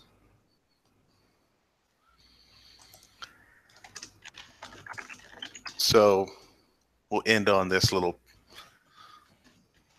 post log, whatever that's called. Gardane and Ulthane in the tavern drinking it up. There's a bigger crowd in there now because it's gotten people have returned from missions and they're celebrating Uther. Everything's okay, and camera pulls out and it's into the hallway. It's into this a large common area. It's essentially where the tavern is. It's a big food court. And off in one of the corners, you see Roland sitting there with the pants out, and he's just wearing this big shirt that kind of looks like a nightgown. And he's got the pants out, and he's doing this stitching and everything like that. And you see him, he goes to do the stitching before, and then he's like, oh yeah, and he switches and he does the understitch. You see Uther Cass standing at the gates of the stockade, and he sits there and he takes a scroll out and he hands it to this figure that's on a horse, and he pulls out a saddlebag, and he loads something into the saddlebag itself. And then lastly, he gives them the address, and he says, just so you don't get lost. And he reaches up a hand, and the figure reaches over and shakes a hand, and you see it. It's a very clean leather glove with a little bit of a fluffy cuff, and it's Jules on the back of this horse. And he just looks at him and he says, if we need you, I'm going to have to call you. And the only reason I'll call you is if we need you. And Jules kind of nods, and he takes off on horseback, headed to that location. And the camera kind of pans upward, and you see a top-down view of the stockade, of the drill yard, of the food court, of the dorms, of the barracks.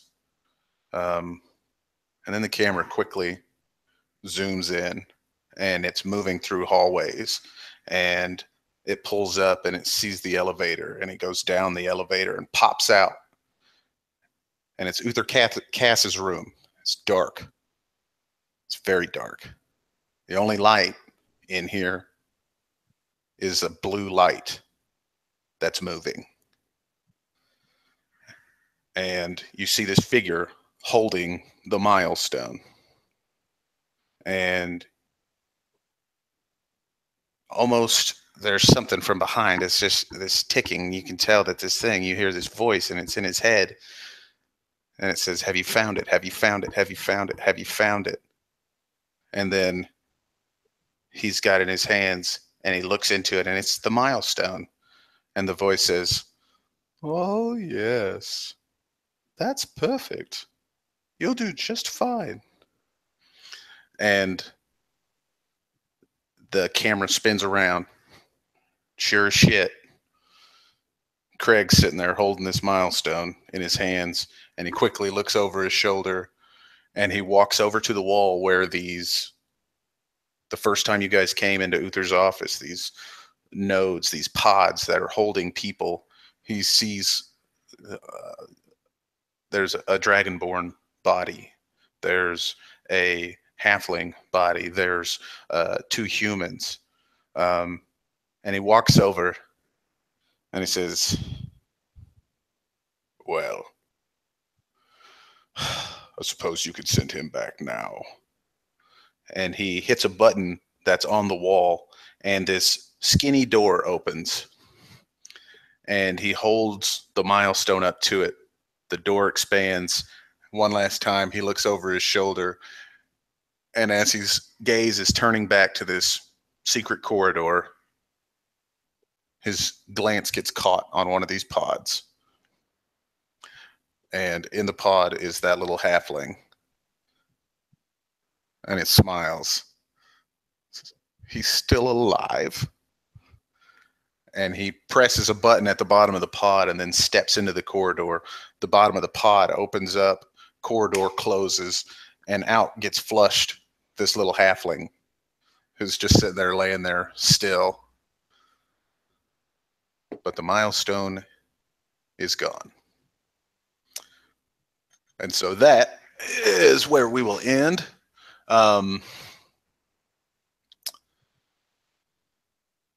Yeah, I think that's good. Thanks everybody for playing. I always have fun. I hope you guys did too. I don't ever hit you guys, so I imagine you're having a great time. But Matt is not leaving us. If anybody does watch this, Matt is not leaving us. He's shifting focus. And all right. And anyway, so that's where we're going to go. We'll move from there, and I guess we'll have to follow this rabbit hole, maybe see where it goes. If that's what you guys want to do, it may not be priority. You never know. But yeah, if you guys want to say goodbye, good night, whatever, feel free. Night, guys. Well, thank you. Not people. See you. You are one viewer.